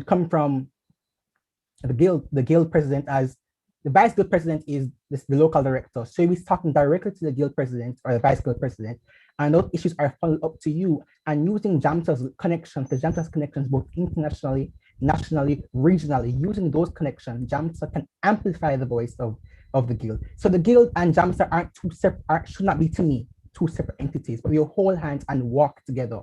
And so far in the past, it has felt like it's two separate entities.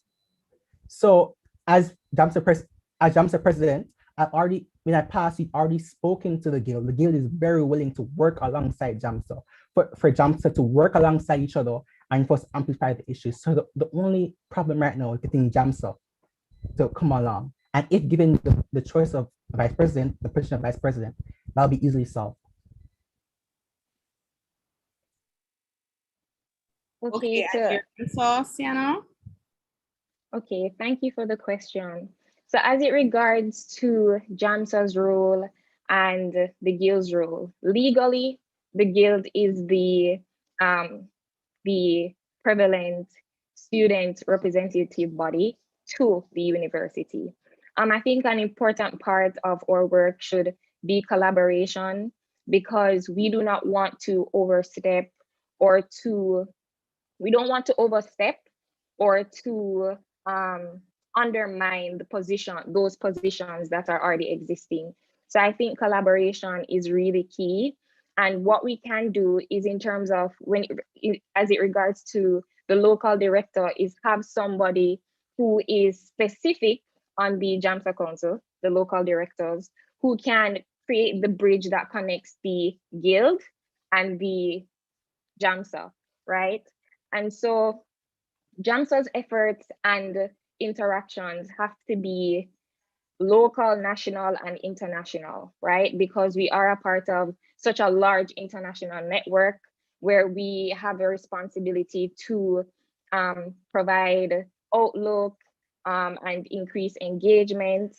In terms of how we're going to get students to really understand this, as I mentioned in my speech, is to have more positions open in terms of assistance to the executive bodies, and then having small working groups and task forces that will help encourage student engagement so that they're able to understand the structure of the organization more. Because Gabrielle, the person vying for VPP, she was a part of a small working group that I had while I was VPP. And it was because of that she was able to be exposed to all that and what JAMSA is and what we're able to do. So I think giving students more opportunities to become truly engaged, other than attending a webinar or attending a standing committee meeting, is really crucial to that. All right, hi candidates. I have a follow-up question to what was just stated.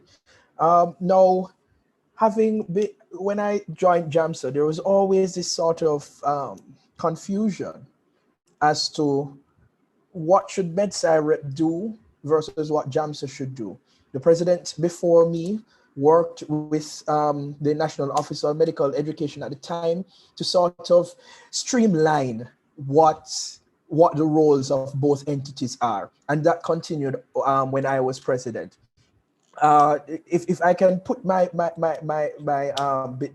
opinion out there, is that the guild will represent issues that are specific to the University of the West Indies. The sort of issues that deal with medical students as a whole, nationally especially, I think will be the purview of JAMSA, right?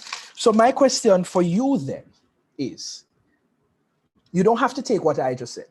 I want you to say specifically, where does the advocacy from JAMSA start and end, versus where does the advocacy from the guild committee start and end for medical students? That's my question to you.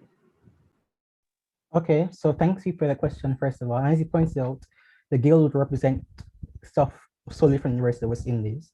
But there are guilds at the other three schools too. AIMS has their own guild, CSMSG has their own guild. You're right in saying that in issues that affect medical students solely specific to that school, the guild should be the one who specifically deals with that. But we also have local directors We have local directors whose purview is to be working alongside that school, working alongside that campus. So it's not a thing where there should, for me, I don't think there should be a place where it starts or ends. It's not, we're not competing against each other. It's a baton race. They're passing the baton. They don't think JAMSA is probably better at representing this issue or make this question or something better. JAMSA should be the one speaking. But if it's a thing where it's a U specific issue, for example, and the guild already has contacts with guild presidents or whatever, the guild should deal with that issue, but it should be a thing where the JAMSA president and the medical sciences representative, MBBS representative sit down together and decide who's going to speak and what they're going to say. Because sometimes when you have two different organizations saying two different things, it's counterproductive.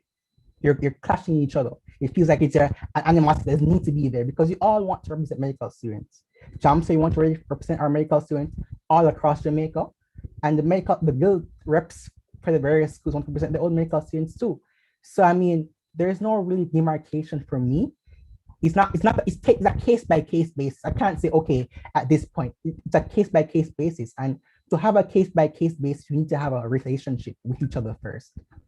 So that's my answer to the question. So Romario, I actually completely agree with what you said because that is how I see it personally. I think JAMSA has a significant role to play in terms of support and amplifying student voices locally, right? So even now, specifically at the Mona campus, the JAMSA president is invited to all the meetings. The guild rep is invited to as well.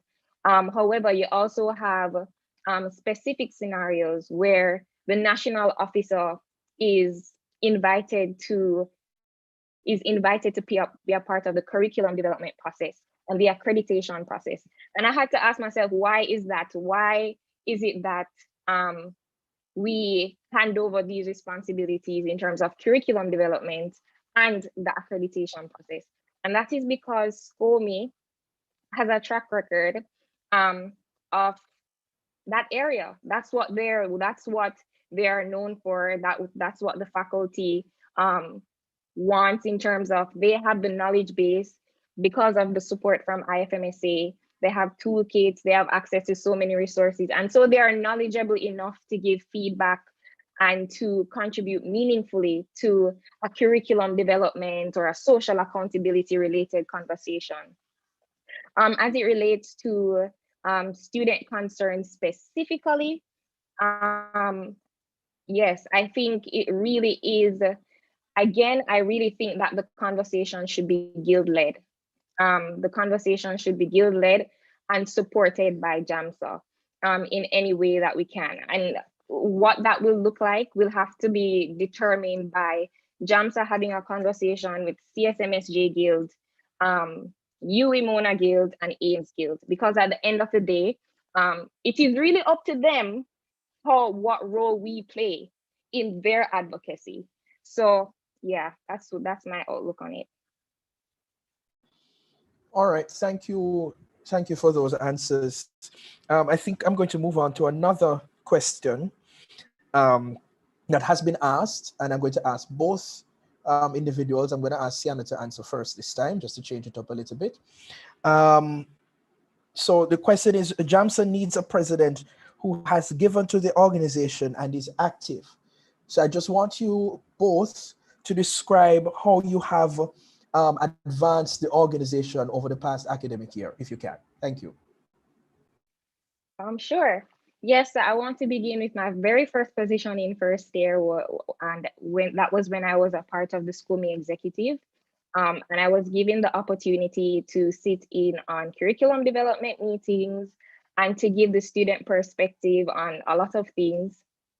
I was also given the chance to be a part of numerous campaigns and activities led by SCOME to get feedback on students, I guess, problems that they had with FMS. And then I was able to be a part of the conversation that we had surrounding those results and able to see some kind of change. I was also vice president of policy, where I led a small working group for the complete reform of our current constitution and bylaws. It was a year long, and that was a very fulfilling time for me, because I saw, even after making changes to the constitution, that the incoming council had a better understanding of what their rules were. I consulted lawyers, I consulted members in IFMSA to really get a good understanding of how we wanted our organization to be run. So for us to work efficiently, for council members to truly fulfill their roles, right? So I also created and wrote the bylaws for incorporating local councils into JAMSA, which allowed for CSMSJ to be incorporated into JAMSA, of course, with feedback and support of the council, and now incorporating AIMS. Also very proud of that. I also wrote the bylaws on student representation at international events like the IFMSA General Assemblies and regional meetings, criteria and requirements. As Vice President of External Operations, I've created connections with PAHO regionally and nationally, seeking opportunity for medical students. I've also coordinated the Beyond Med School series, which I just wrapped up, where we had sessions dedicating to helping students figure out what they want to do in their careers. So I had a session on opportunities for medical students, where I invited persons from different organizations to talk on the opportunities that are out there that they provide. I also created a document with all these lists of opportunities and links to information, as well as a session on unconventional careers in medicine, because I wanted to cater to those who weren't necessarily sure what they wanted to do and were planning on going the non-traditional route of medicine. I also was the coordinator for the cross-campus collaboration among the campuses, the UE campuses across the region, where we were able to host a session on meaningful youth participation, where we had PAHO present and international youth speakers, and it was a really good session. And then also creating, yes, meaningful youth participation and having a capacity building session and advocacy in medical education. I'm going to stop there. Okay, so my turn, I guess. First of all, I have to say that's an excellent CV, Sienna. Secondly, since you're starting from first year, I guess I should go ahead too. When I first came to JAMSA, I was one of the typical med students who cling to score. So I started off in the Standing Committee of Human Rights and Peace. I did do some bouncing around to the other standing committees, attending score meetings on how, to proper contraception and stuff like that. In my second year, I took on the role of being National Officer of Human Rights and Peace, where I realized that even though SCORP, we're really the more active club, more active committee, we need more people who are generally interested in human rights and stuff. So actually, when we came on to modifying SCORP's meetings, I'm ensured, at least for the year that I was NORP, I ensured that they included not only a list of the hierarchy, so I created the hierarchy for SCORP, I also created the organization of how we do meetings. So each meeting would talk about at least about one human rights issue that doesn't directly affect Jamaica. And then we talk about one that affects Jamaica, or anything that's topical in the news. So I believe that I help making people much more rounded students. In my third year, I didn't, unfortunately, so I had smoker. And I believe that JAMSA deserves someone who can give them their full attention. So I decided not to run for anything in third year. And in fourth year, I decided to take my talents onto the guild. However, I realized that I wanted to do something in JAMSA, but I wanted to be on the receiving end first to understand properly what I can do. I mean, it's one thing to be in the driver's seat, you're the one driving the road, you're the one making the turns and everything, and that's excellent. But sometimes you don't know what's happening in passenger seat, you don't know the kids are fighting, You don't know any of those things. So I bounced around with SCORE. I did research with SCORE. Actually, I have a poster thanks to Miss Professor Gossel Williams. So I have a post and everything. I did a couple of research projects too by collaborating with Dr. Gibson and everything. However, I also decided to speak to people from other schools, like CSMSJ, for example. So I spoke to Miss Ashley, and I just really want to understand like how it felt, because to me, when everyone spoke about JAMSA, when everyone spoke about CSMNG and inclusion of other schools, they made it seem like, you know, it was amazing, what was going on. So I just want, as I said before, when you're in a driver's seat, you don't really know sometimes. So I spent a lot of time talking to Ashley, talking to Zanisha, finding out what's going on, what they want, what they themselves want, how they envision JAMSA, and how they envision JAMSA working for themselves. So I mean, I may not have been on the up and coming, I may not have been in the front seat like others, but work was being done behind the scenes.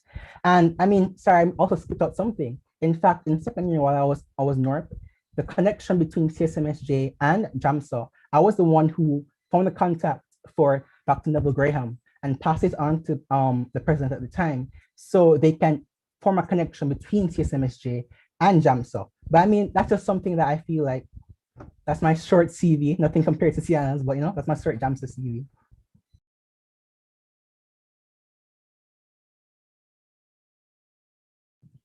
Okay, thank you for your answers. We're going to move on to another question that's aimed at both of you. We've been talking a lot of the candidates have been getting questions specifically about the integration of other medical schools within JAMSA. And as potential president of the association, I'm sure everyone would like to hear more specific thoughts and plans towards getting them involved in JAMSA and the benefit of having them involved in JAMSA as well. Who goes first? Will I be going first? You can go first, sure. Okay, all right. So as I said prior, I had been in contact with the people at CSMSJ, the people who were the local, so the local director would have been Ashley, and I remember they did an IGTV with Zanisha, so I was also in contact with her. So I spoke to her and spoke to them, and they really said to me that they felt like they were there, like in verbatim, they felt like they were there just to be their sake. In fact, when I asked Ashley what if she was the local director on for CSMSJ on JAMSA, she actually said, I'm the vice president of field. I don't know what I'm talking about. She's not sure about the whole position. And that's something that I think affects me personally, because I don't think I can be a medical student at UWI. I have my fellow medical students, people who are interning with at KPH, interning with at Mapen Hospital, who don't really feel involved, don't really feel a part of the family. So when it comes on to JAMSA, how I spoke to CSMSJ in particular, and to also stretch the aims, is that JAMSA, we have a loud voice, as I said prior. We would push social media, first of all, because people need to know CSMSJ exists. When you look at the IG page of JAMSA, there's barely any mention of CSMSJ. Yes, I mentioned, but when you look at the students who are being highlighted, they're all UMONA students. And I understand that those stuff are just based off submissions, but it's like when you have a new friend and you're bringing that friend into your friend group, that friend will be very afraid to just step in or insert themselves.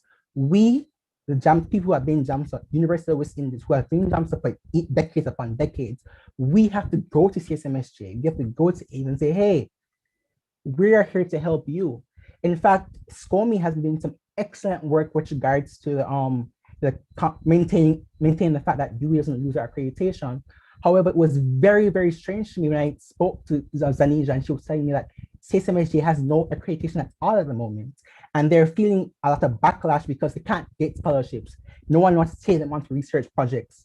And I feel like if we can tell them that, okay, we have a standing committee who is excellent, who has done this before, they're trained at it before, they know how to maneuver the demon that's accreditation, how to maneuver that. We can go to them and say, hey, this is a benefit that you get. Your school will become accredited. And also when talk about other standing committees also, SCORE. So in regards to standing committee and research, she was saying to me, the Bryce Gill, that they say they don't get a lot of research opportunities because no one wants to take them on, because they are, all the research stuff go to UWI students. That's what they say. So I believe that we should put more effort into having research opportunities with professors from UWI. So back people from Dr. Gasso-Williams, Professor Gasso-Williams, sorry. And we take people from CSMSJ, partner them with UWI students, and we make sure that they don't ever feel left behind at all. We can't have a JAMSA that's just UWI Mona. And I know it's something that doesn't, that I'm sure that it wasn't the intention, but the people at CSMSJ, they are telling me that's exactly what they feel. And personally, that's something I can't stand for if elected president. So going to social media, we're going to traditional media, putting stuff in the newspaper. We call up Dion Jackson Miller. We're doing interviews and beyond the headlines. We're talking about CSMSJ. We're talking about AIMS. We're letting everyone know that, hey, these are not, UAMONA is not the only medical school in Jamaica, and it's not the only medical school on the JAMSA. And we also need to tell our students, because our students don't know. I asked some students, do you know CMSJ? It's like, what the hell is that? And we can't have that. So we really need to do a hard PR campaign, work alongside the BPC, Vice President of Communications, to make sure that these schools are including everything, work alongside the VPI to ensure that CSMSJ people are working inside different standing committees so they don't ever feel forgotten. So yeah, that's from me. Yes, I'd just like to say that I completely agree that JAMSA can do much better when it comes on to our local councils, particularly CSMSJ and soon to be AIMS. As a local council, I have to say, JAMSA, this is the first time that we've ever had a local council and not a whole other medical school being a part of JAMSA. They only joined just last year. And you really do live and you learn. And this has been, it has definitely been a learning experience when it comes on to what we can do to ensure that our local councils are incorporated as much as possible. For that, I realized that our structure, our initial structure, only included the local director. But I really want us to also give that local director support, right? We kind of send everything, because she's a part of, the local director for CSMSJ is a part of our meetings and a part of our conversations. But I feel like we've been giving her, we're just pouring so much responsibility to pass on opportunities, yet represent them, probably come up with their own activities. So I think an important part of that is having local officers for the different standing committees at the different local councils. I think that would help to mitigate a lot of what they're currently experiencing, right? Because initially we had no idea. This is how they felt. And that's a problem, right? Is it that they didn't feel comfortable? Why didn't they say something? So it just goes to show that they felt so far removed that they couldn't come straight forward and be like, hey, this is what we're experiencing. And we definitely don't want to. We want to be equitable in everything that we do, and everything that we do should benefit all members, right? And so even with having the local officer, if elected president, I would like to do an internal assessment of the students' view of JAMSA. Like, what do you expect of JAMSA? Like, what do they want out of this relationship and this partnership? I think that's really important to know what they expect out of us as well. And so to see where we fit in and how best we can serve everybody, so everybody feels a part of the conversation and incorporated, seen, acknowledged, and supported. So yes, I think that's where my plans will go. Definitely starts with a conversation. Okay, thank you to both of you. We still have a lot of questions to go through. So I'm going to ask that both candidates keep their answers as short and succinct as possible. We're now going to be adding a time limit of maximum 1 minute for each answer. You don't have to use the entire minute.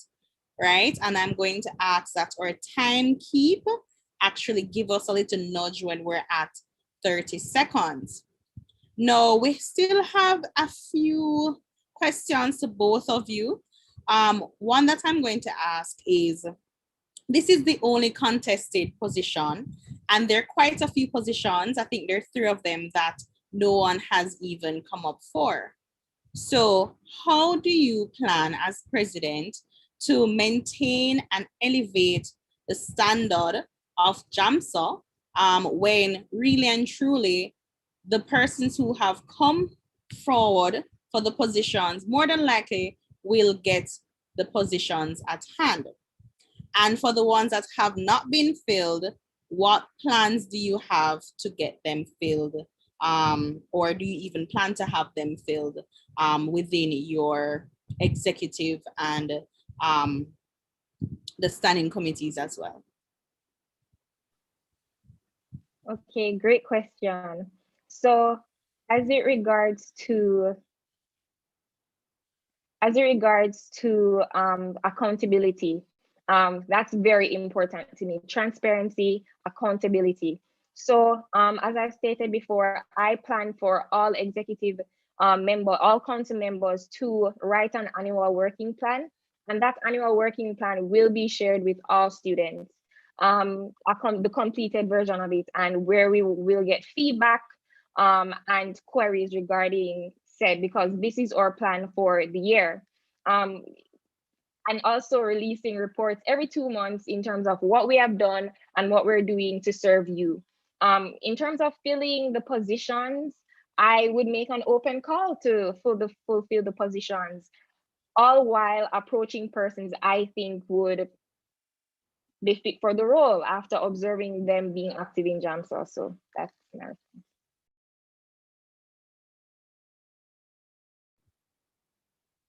Oh, good afternoon. Now your turn.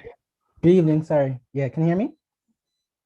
Okay, Yes, so in regards to the vacant positions, spoken to someone, like, it's really bad that you have over 1,000 odd members, maybe close to 2,000 members, and we're struggling to fill 10, 15 positions. I think that's because people aren't interested in JAMSA. I think that people who aren't really in depth in JAMSA think that it doesn't really affect them. Past the first year, past getting your CME points, no one really cares anymore. So one, I would approach people about what JAMSA is. So I'll be doing a whole thing like on Instagram, Twitter meetings on what JAMSA is. And then we go and talk about the different positions. So for Vice President of Treasury, we go on and we saying, okay, this is what VP, the Vice President of Treasury does. And we go to people, as Sarah said, go to people who who you think would be excellent. Go to people who maybe serve on the class executive already and tell them, come to JAMSA, come and offer yourself because we need you to serve the wider Jamaican medical students. Thank you.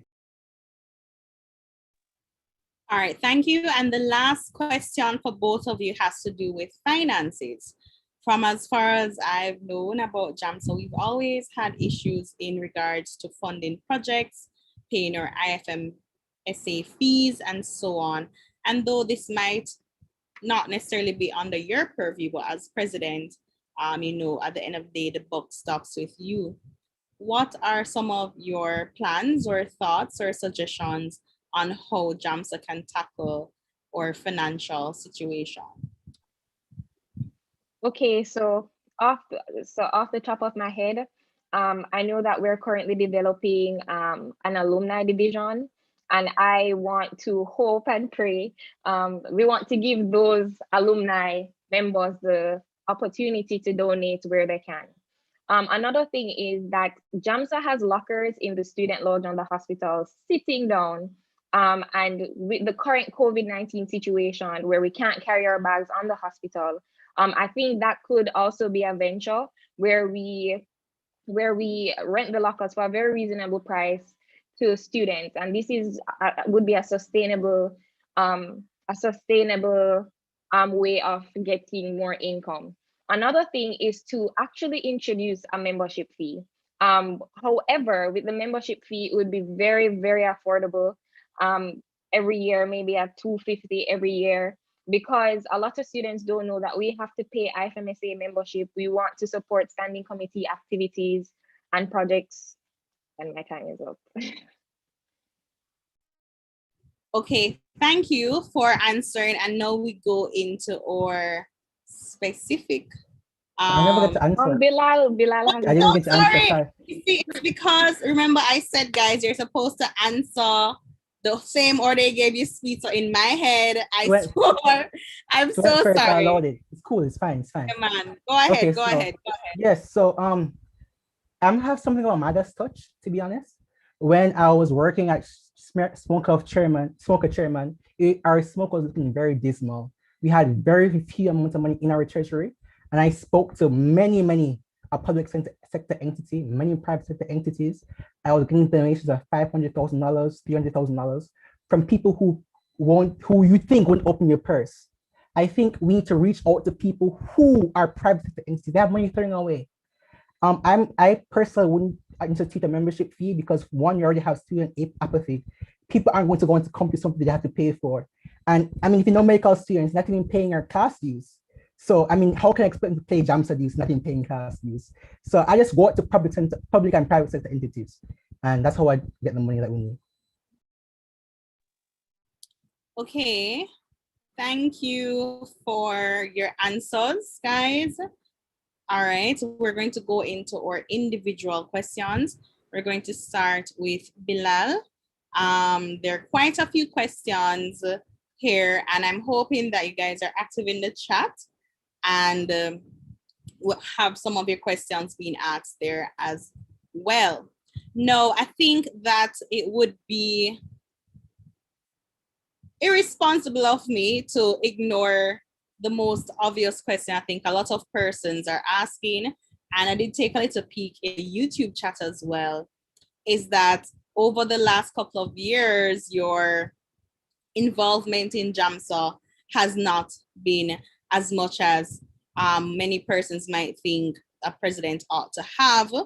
And one of the specific questions that people are asking are talking about your past comments about JAMSA and your past attitudes towards JAMSA.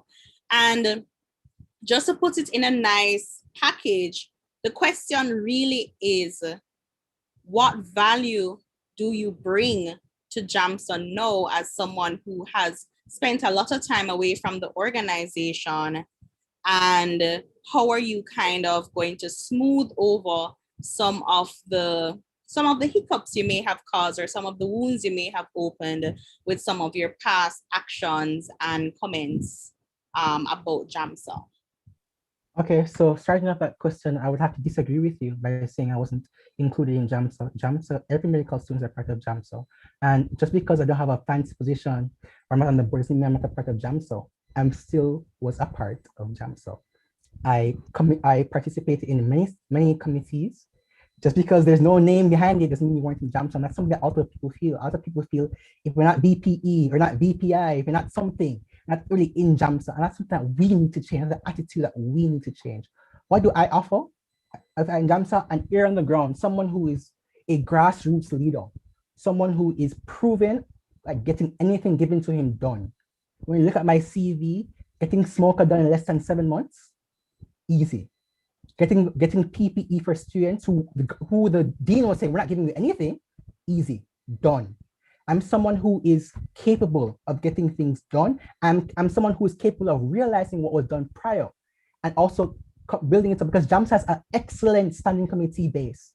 And that's something I want. I want to continue their excellent standing committee base while including people who didn't want to join them before. People who are in 4th year and people are saying, I have final MBBS, I don't really care about this.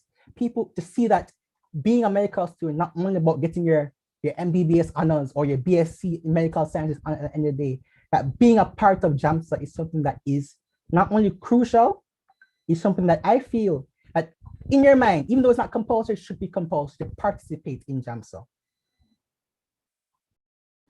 Hi, Bilal. Thank you for your answer. I just want to follow something up though. While I understand what you're saying in terms of the preamble before, saying that, yes, and I agree, all medical students are members of JAMSA. It's a different question whether or not you're active. But what I want to zone in on is one of the statements that you actually made, and I just want to, because here is about accountability and clarification if things are misunderstood. So the statement you made in a public forum was that JAMSA would forever be trash if you keep on re-electing the same people. Now, I'd like to point out as well that you were national officer on human rights and peace. I do remember you being that.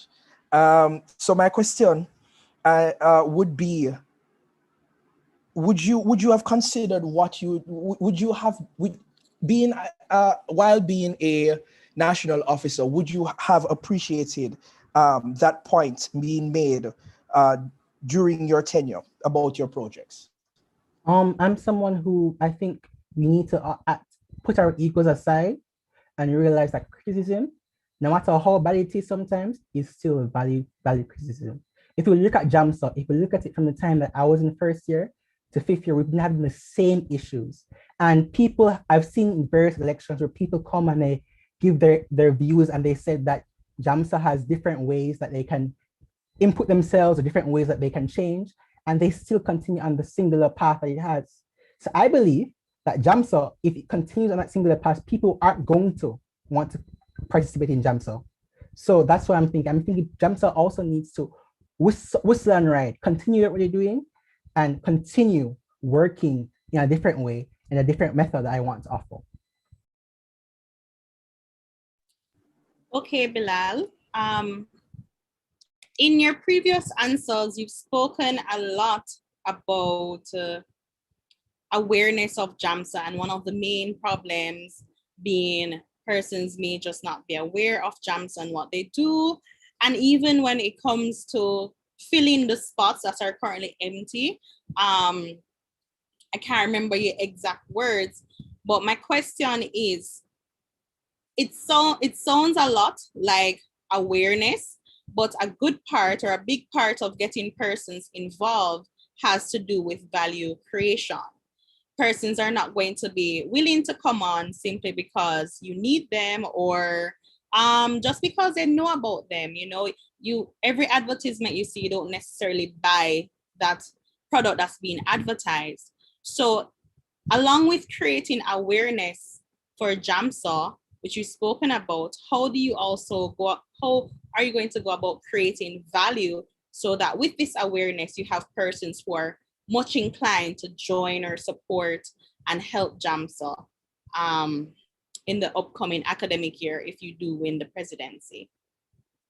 Okay, so good evening again. So when it comes down to value, you have to say what value is, I guess. What value means to you, what value means to me. However, JAMSA already has some things that they do that offers value to students. So when you talk about their whole, the standing committees having their presentations on PLAB or on UCMLE or all other stuff, those are stuff that adds value to that. And we need to continue stuff like that, continue pushing stuff like that. When I did a IG Live just this weekend about how to manage money as an intern, that's value offering. We need to talk about just adding much more stuff that people want to, see in JAMSA. So maybe doing stuff like, first aid training, getting certified, stuff like that, including that in JAMSA, so people feel much more included or want to come. All right, thank you, Bilal. We may come back to you. We'll give you a little bit of a break, and I'm gonna ask Siano a question now. Ms. Luna, you still with us? Yes, I'm here. Great. So the question that I have is, you have been in JAMSA, the forefront of JAMSA, for 2 years at least. I mean, you're in the executive for 2 years now. The question that one of the students has is, why do you think that JAMSA, there is such student apathy when it comes down to JAMSA? And what have you been doing in your positions to sort of decrease this problem? Do you have anything to show for it? Okay, great. Thank you. That's a very good question. So in terms of my positions, regarding being VPP, that was a purely internal role in terms of JAMSA's internal development, and I worked my hardest to contribute to that. As VPE, my role was very external, meaning that I wasn't necessarily interacting with students all the time, but I tried to make that connection between external affairs and students, right? And students' interest. Student apathy, I think I think I've contributed it to some way, where we do not appeal to them in a relevant way, in terms of we're exposed to national, we're more on sometimes we get caught up in the international conversations that we forget to have conversations at home. So for meaningful youth participation, right? We had that regional session, but I saw way more international persons participating in that compared to our national constituents. So I had to go back to the drawing board and say, what's going on here? And that's where Beyond Med School was created, because just based on observation and interacting, I saw that students wanted guidance, and they wanted something that could help them on the personal level. And so that's why I had sessions on opportunities for medical students, and then on careers and areas like that. So yes, I have definitely, I think that is what I have contributed as VPE. As VPP, that was purely an internal role, trying to ensure that our structure of the organization was efficient and improved so that we could serve students better. So as president, I definitely want to to work with our standing committee members and other executive members to ensure that we are serving students and we are giving them what they want. So that's mine. Okay, Sienna, earlier you spoke a lot about your role in JAMSA and your contribution to JAMSA, specifically about creation of bylaws. I'm going to ask you about implementation of these bylaws and some of the results that you have seen from the creation of them. Okay, great. So the two sets of bylaws that I had helped develop was the one for local councils. The one for local councils was the entire process of how and criteria of how a medical school could join JAMSA.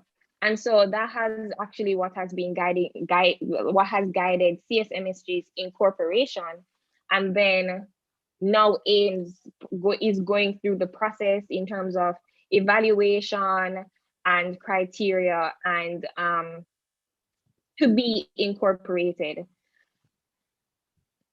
Yes. Oh, and external representation at general assemblies. Yes, I'm so sorry. So yeah, the only due to the pandemic, we haven't seen that one effect. We've had to kind of change and adjust because it isn't as it was catered to a more external in terms of having to travel and whatsoever. So that. All right, so in this question, no, it's a comment or one of the ones that were sent in.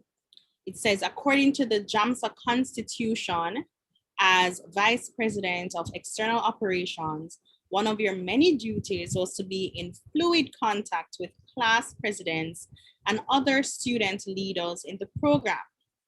However, it was felt that this didn't happen and that there seemed to be a lack of cooperation. Do you agree? And if so, how do you plan on rectifying it? And if you don't agree, how do you plan on improving it? Okay, so yes, I am guilty of that. I think that role was definitely neglected. I really think it had to do with COVID-19, because we were so used to, we met with CSMSJ in person. So that is definitely my bad. In terms of the class presidents, as again, I think that there's definitely something going on in terms of me having interactions with class presidents, because I think class presidents take their issues to the guild rep, and then the class presidents have their own process and ways of fighting on behalf and representing their students. So I definitely could not see the overlapping in terms of the roles. So my hope is that as president, that we really sort out and clearly define the roles that each person has, because yeah, okay. Okay, so I'm here. I understand that you have admitted your shortcomings, but also you're not running again for a lesser position. You're going to be where the book stops. So I would like to give you an opportunity to turn your hope for change into more specific plans, so that the persons who are listening on YouTube, that's what they want to hear. They want to hear about plans and they want to hear about results. So I'm encouraging both candidates to focus with results and plans in mind, to give persons an actual reason to vote and choose between the two of you. So let's try a do-over and just expound on your specific plans on how you can improve the cooperation between the various guilds and the various other representatives that med-sci students and medical and student doctors have. So definitely, I'm sorry. I'm so sorry about that. As I was saying, so yes, thanks for the opportunity. In terms of concrete actions, yeah, right now, I can't get up and decide on my own that this is the role that I want to play, in terms of this is what I'm going to do, in terms of with the president and the local directors, because I think there is a certain autonomy that comes with those roles as well. And we are an external body of some sort. So definitely having a conversation and meeting, and I said this in my speech, I really want us to come together and have a conversation. I can't decide what role we are going to play. All of us would have to sit down and decide. I also would like to make changes in the constitution to really institutionalize those roles as well when we do decide on what we're going to do, so that those coming after me will know what role they have to play and what they need to do to really get. Okay, Sienna. I see that Bilal has his hand up. I'm not sure if this is because he wants to make a comment or answer the same question that was asked, but I am actually going to segue into a question that is aimed for the both of you. So I will give Bilal a chance to say what he has to say. Hopefully it's answering the question that was asked, and then we can go on to the other question, and then we'll have some more focused questions to Bilal. All right, go ahead. Okay, can you hear me? Can you hear me? Yes. Personally, as someone who is one of the officers in those positions, to suggest that it was COVID-19, that's the reason why it's very disrespectful to me, and it's disrespectful to the presidents, because we have all moved into Zoom, Google Meets, phone calls. In fact, prior to me, the MBBS rep role was just there for show. If you wanted to, it could be done.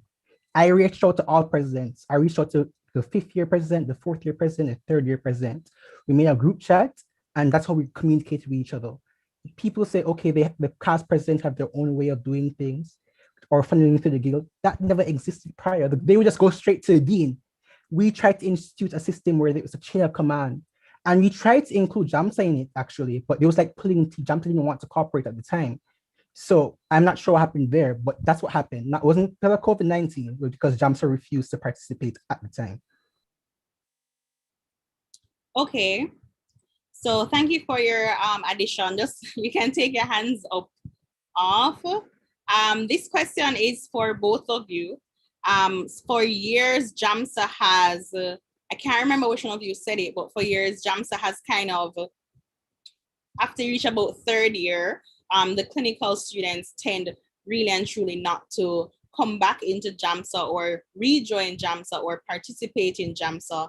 I know many of us who were on the past executives, I myself, I think I had kind of taken my leave of absence from JAMSA at around fourth year and kind of only acted more as in the same role that I do now after that time period. So how do you, both of you, plan to target clinical students and have them become a part of JAMSA and an active part of JAMSA in the upcoming academic year?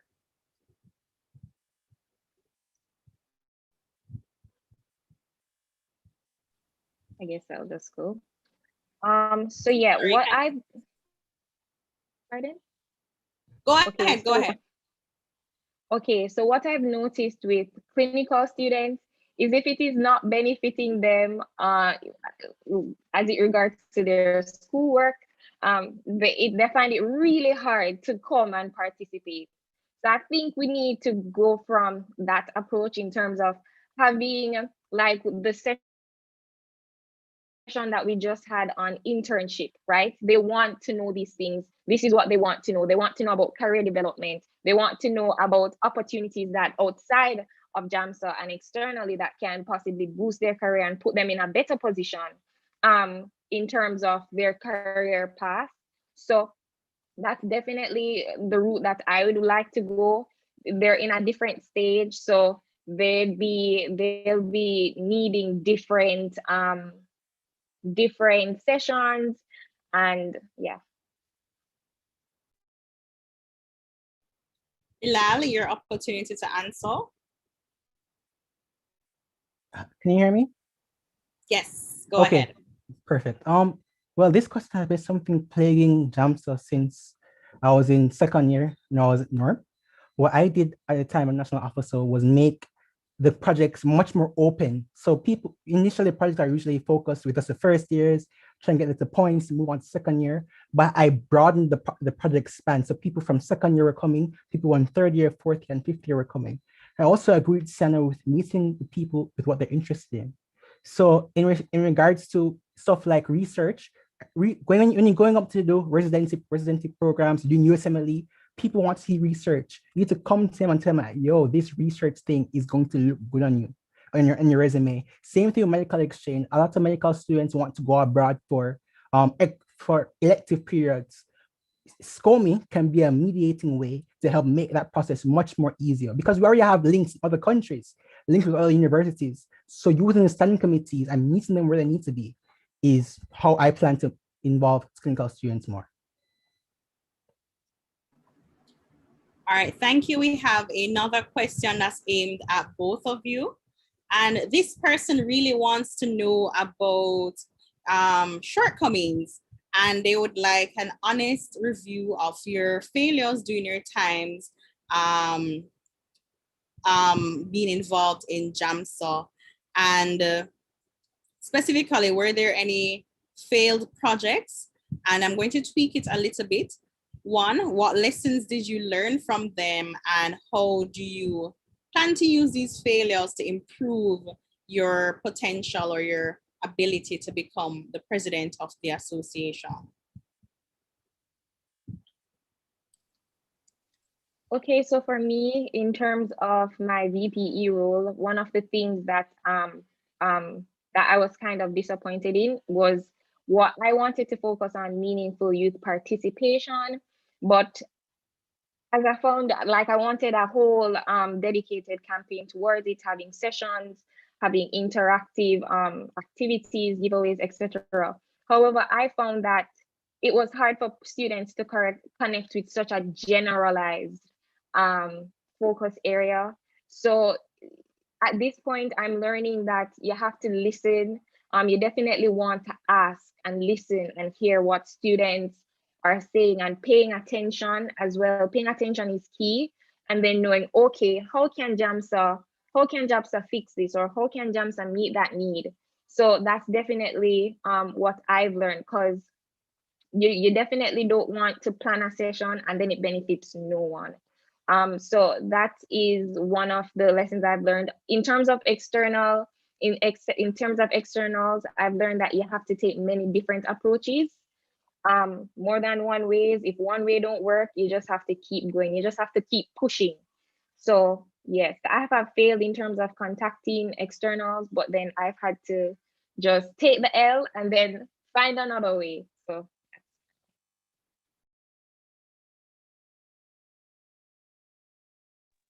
Bilal, your turn. Can you repeat it, please? The question, be repeated, please. I didn't catch parts of it because my sound chipped out.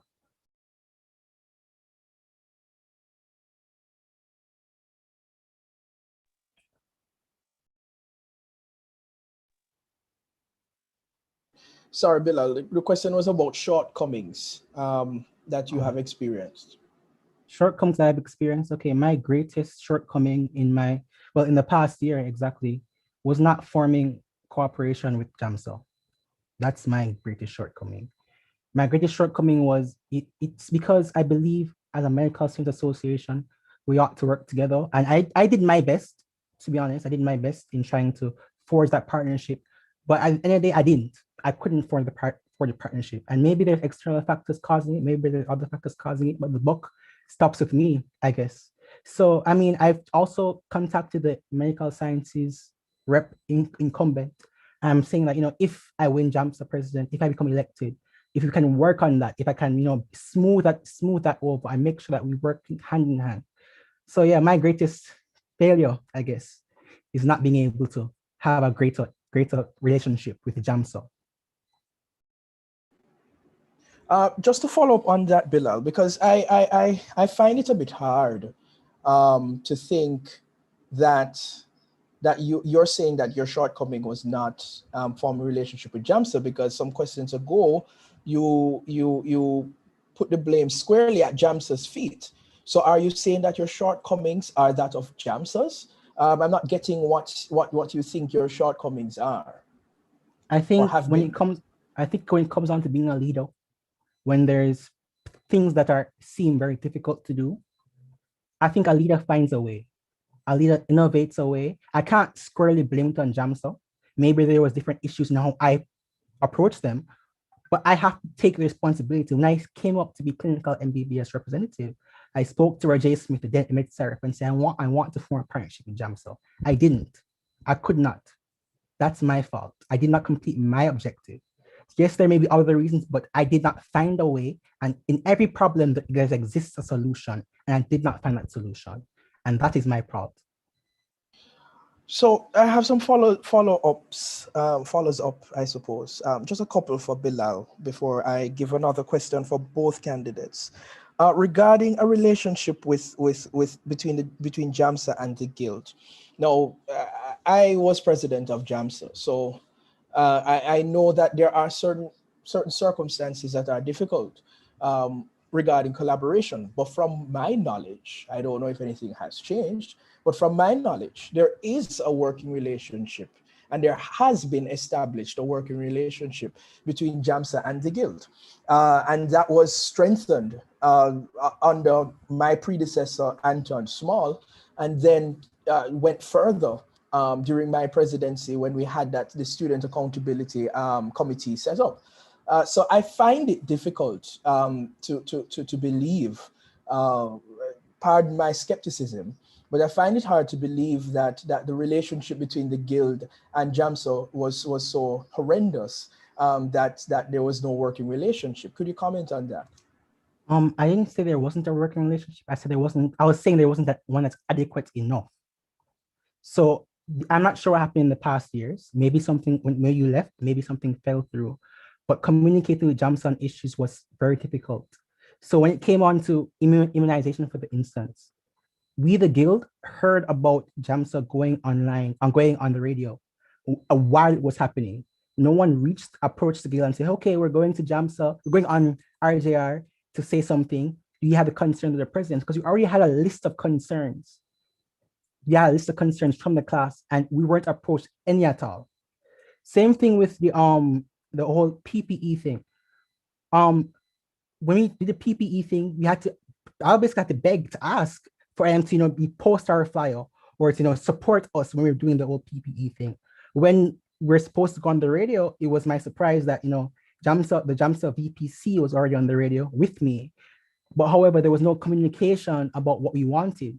So when it came on to that, me and her could be saying two different things. And that disjointedness about when you're going on against a direct goal and a similar goal, the same goal, it doesn't speak well for medical students. It doesn't help us at all. So yes, I'm not saying there was no relationship. The relationship wasn't adequate enough, in my opinion. It wasn't a fluid relationship. I say, okay, I have the VPE on speed dial, or I have a WhatsApp group with the VPE and the president, or so on. There was nothing like that. In fact, we only recently got to add the president to the class president group chats maybe 2 or 3 weeks ago. So, I mean, I'm not sure what happened in the past. I understand skepticism because we want to work together. And I'm also skeptic too as to what happened. But to say it didn't happen, that's just not true. All right. So you mentioned the and again, while I understand, and don't get me wrong, and I don't want anybody to think that I'm attacking anyone. I'm genuinely curious because I have been in the position. I understand the workings that would have gone on. Maybe some things have changed. Maybe I'm a bit too old for it now, but I still would I'm just still very curious. It is my opinion that JAMSA is sort of, it is a separate entity, and if it is that I understand the need for collaboration, I understand the need for communication, but I get the sense that it's almost as if you are saying that JAMSA must go through the guild when doing certain things. That is maybe I'm interpreting it wrong, because if it is that my organization has got an interview to do on behalf of the students that I represent, then I don't see the need to, and it's a national issue that we're talking about, the vaccination of medical students. I don't see it being a problem for that, for my representative to go onto the radio and talk on behalf of JAMSA, because that is the organization I'm speaking on behalf of. So just could you clarify what you're saying? Okay, yeah. So yeah, there's obviously I'm not understanding. There's obviously miscommunication. I'm not saying the JAMSA should go through the guild. That takes away JAMSA's autonomy. That makes no sense. JAMSA is their own organization. The guild is their own organization as well. That doesn't mean they can't work together. Working together doesn't mean you're going through anyone. Well, I'm saying, yes, you're correct, as JAMSA can get the invitation to go on the radio and say whatever they want to say. But do you not, in your personal opinion, do you not think it made sense?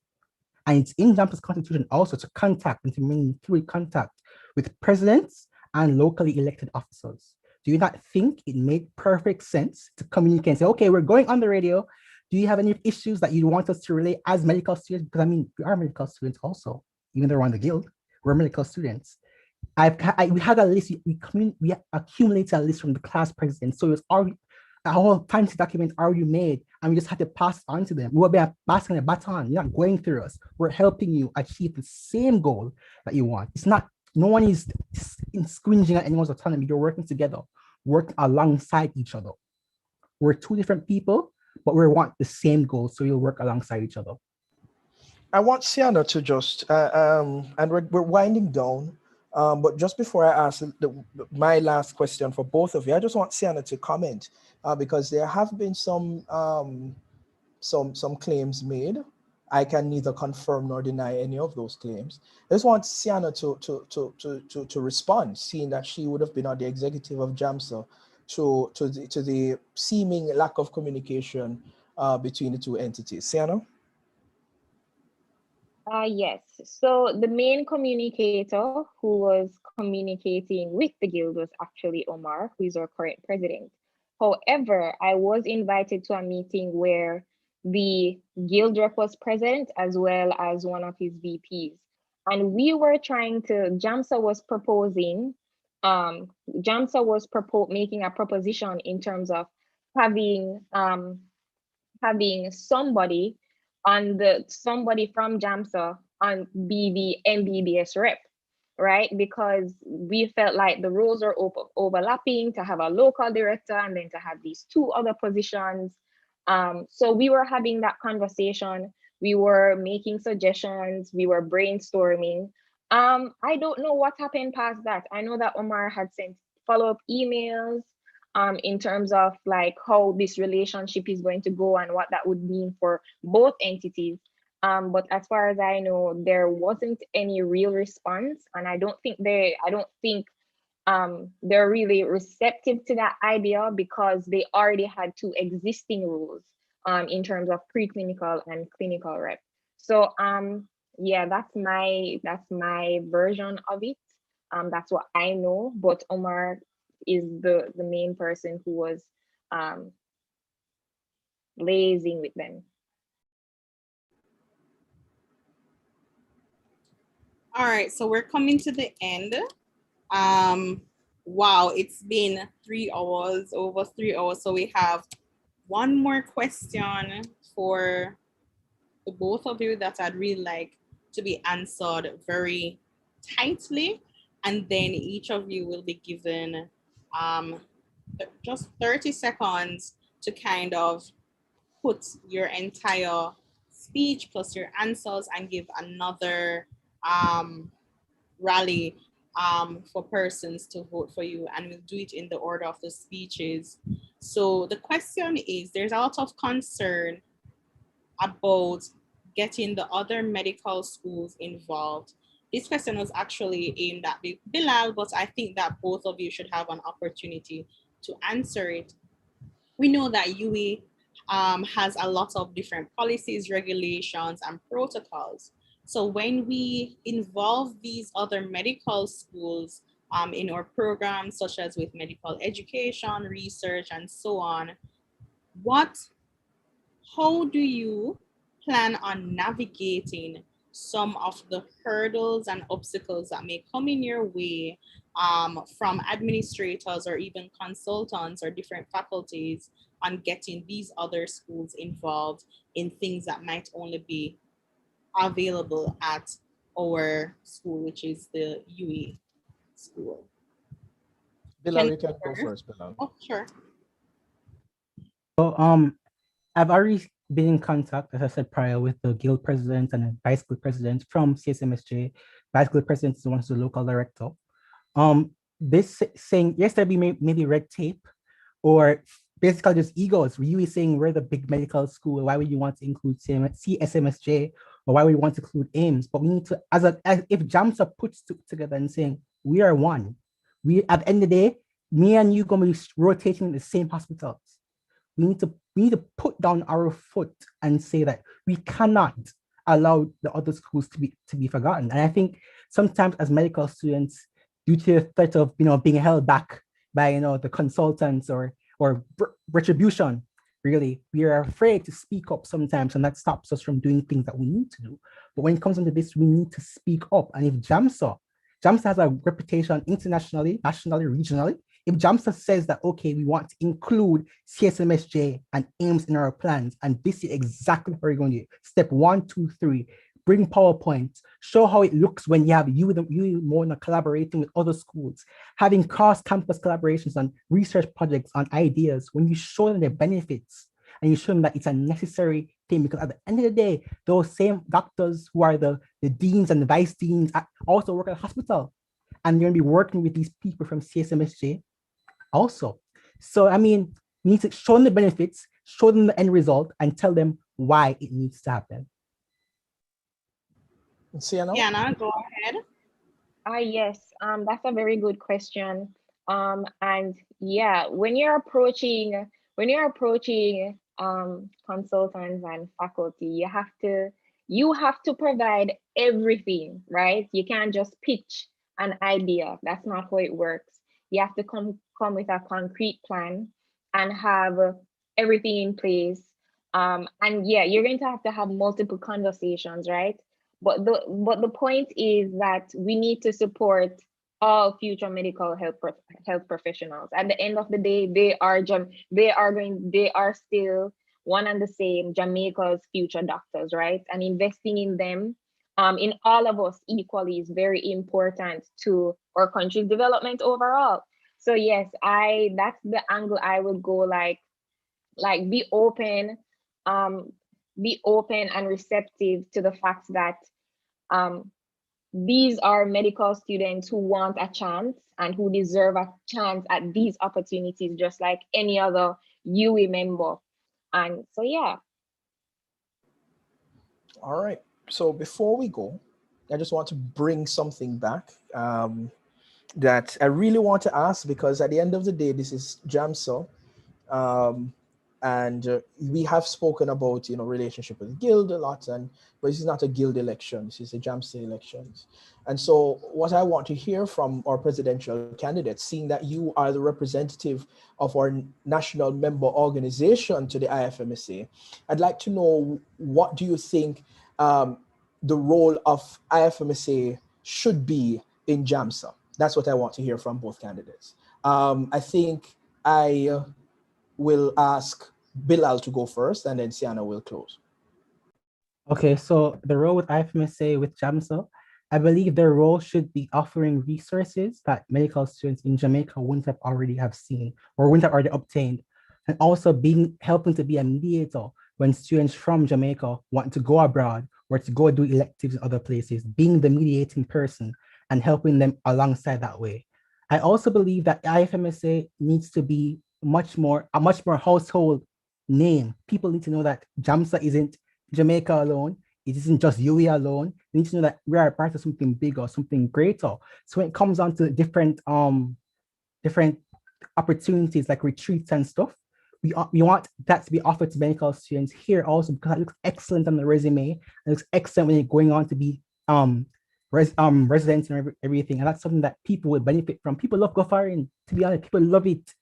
And when you give them that opportunity, when you let them know the opportunity exists, because that's all they don't know. They don't know. They're unaware. When you work on the opportunity and give them the opportunity, then I believe, more people participate in JAMSA and more people will be interested in IFMSA.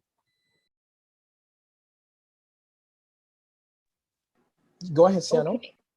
Okay, in terms of IFMSA's role, a lot of people don't understand that being a part of IFMSA and being involved is crucial to our internal development. IFMSA brings a lot of support to our internal mechanisms and structures. They provide toolkits on advocacy, and we have access to trainers and in different areas where that give us the opportunity to have capacity building. We have an opportunity to network, right? And to share best practices and ideas, to have collaborations. At the end of the day, IFMSA is a full circle situation where they not only help us and support us on the national scale, but they give us a chance to have international impact, right? We are given an opportunity to be a part of international conversations and help to influence policy that could in turn to influence policies in our own countries, access to opportunities. IFMSA has so many MOUs with national entities all across the world. And through them, we've been able to participate not only,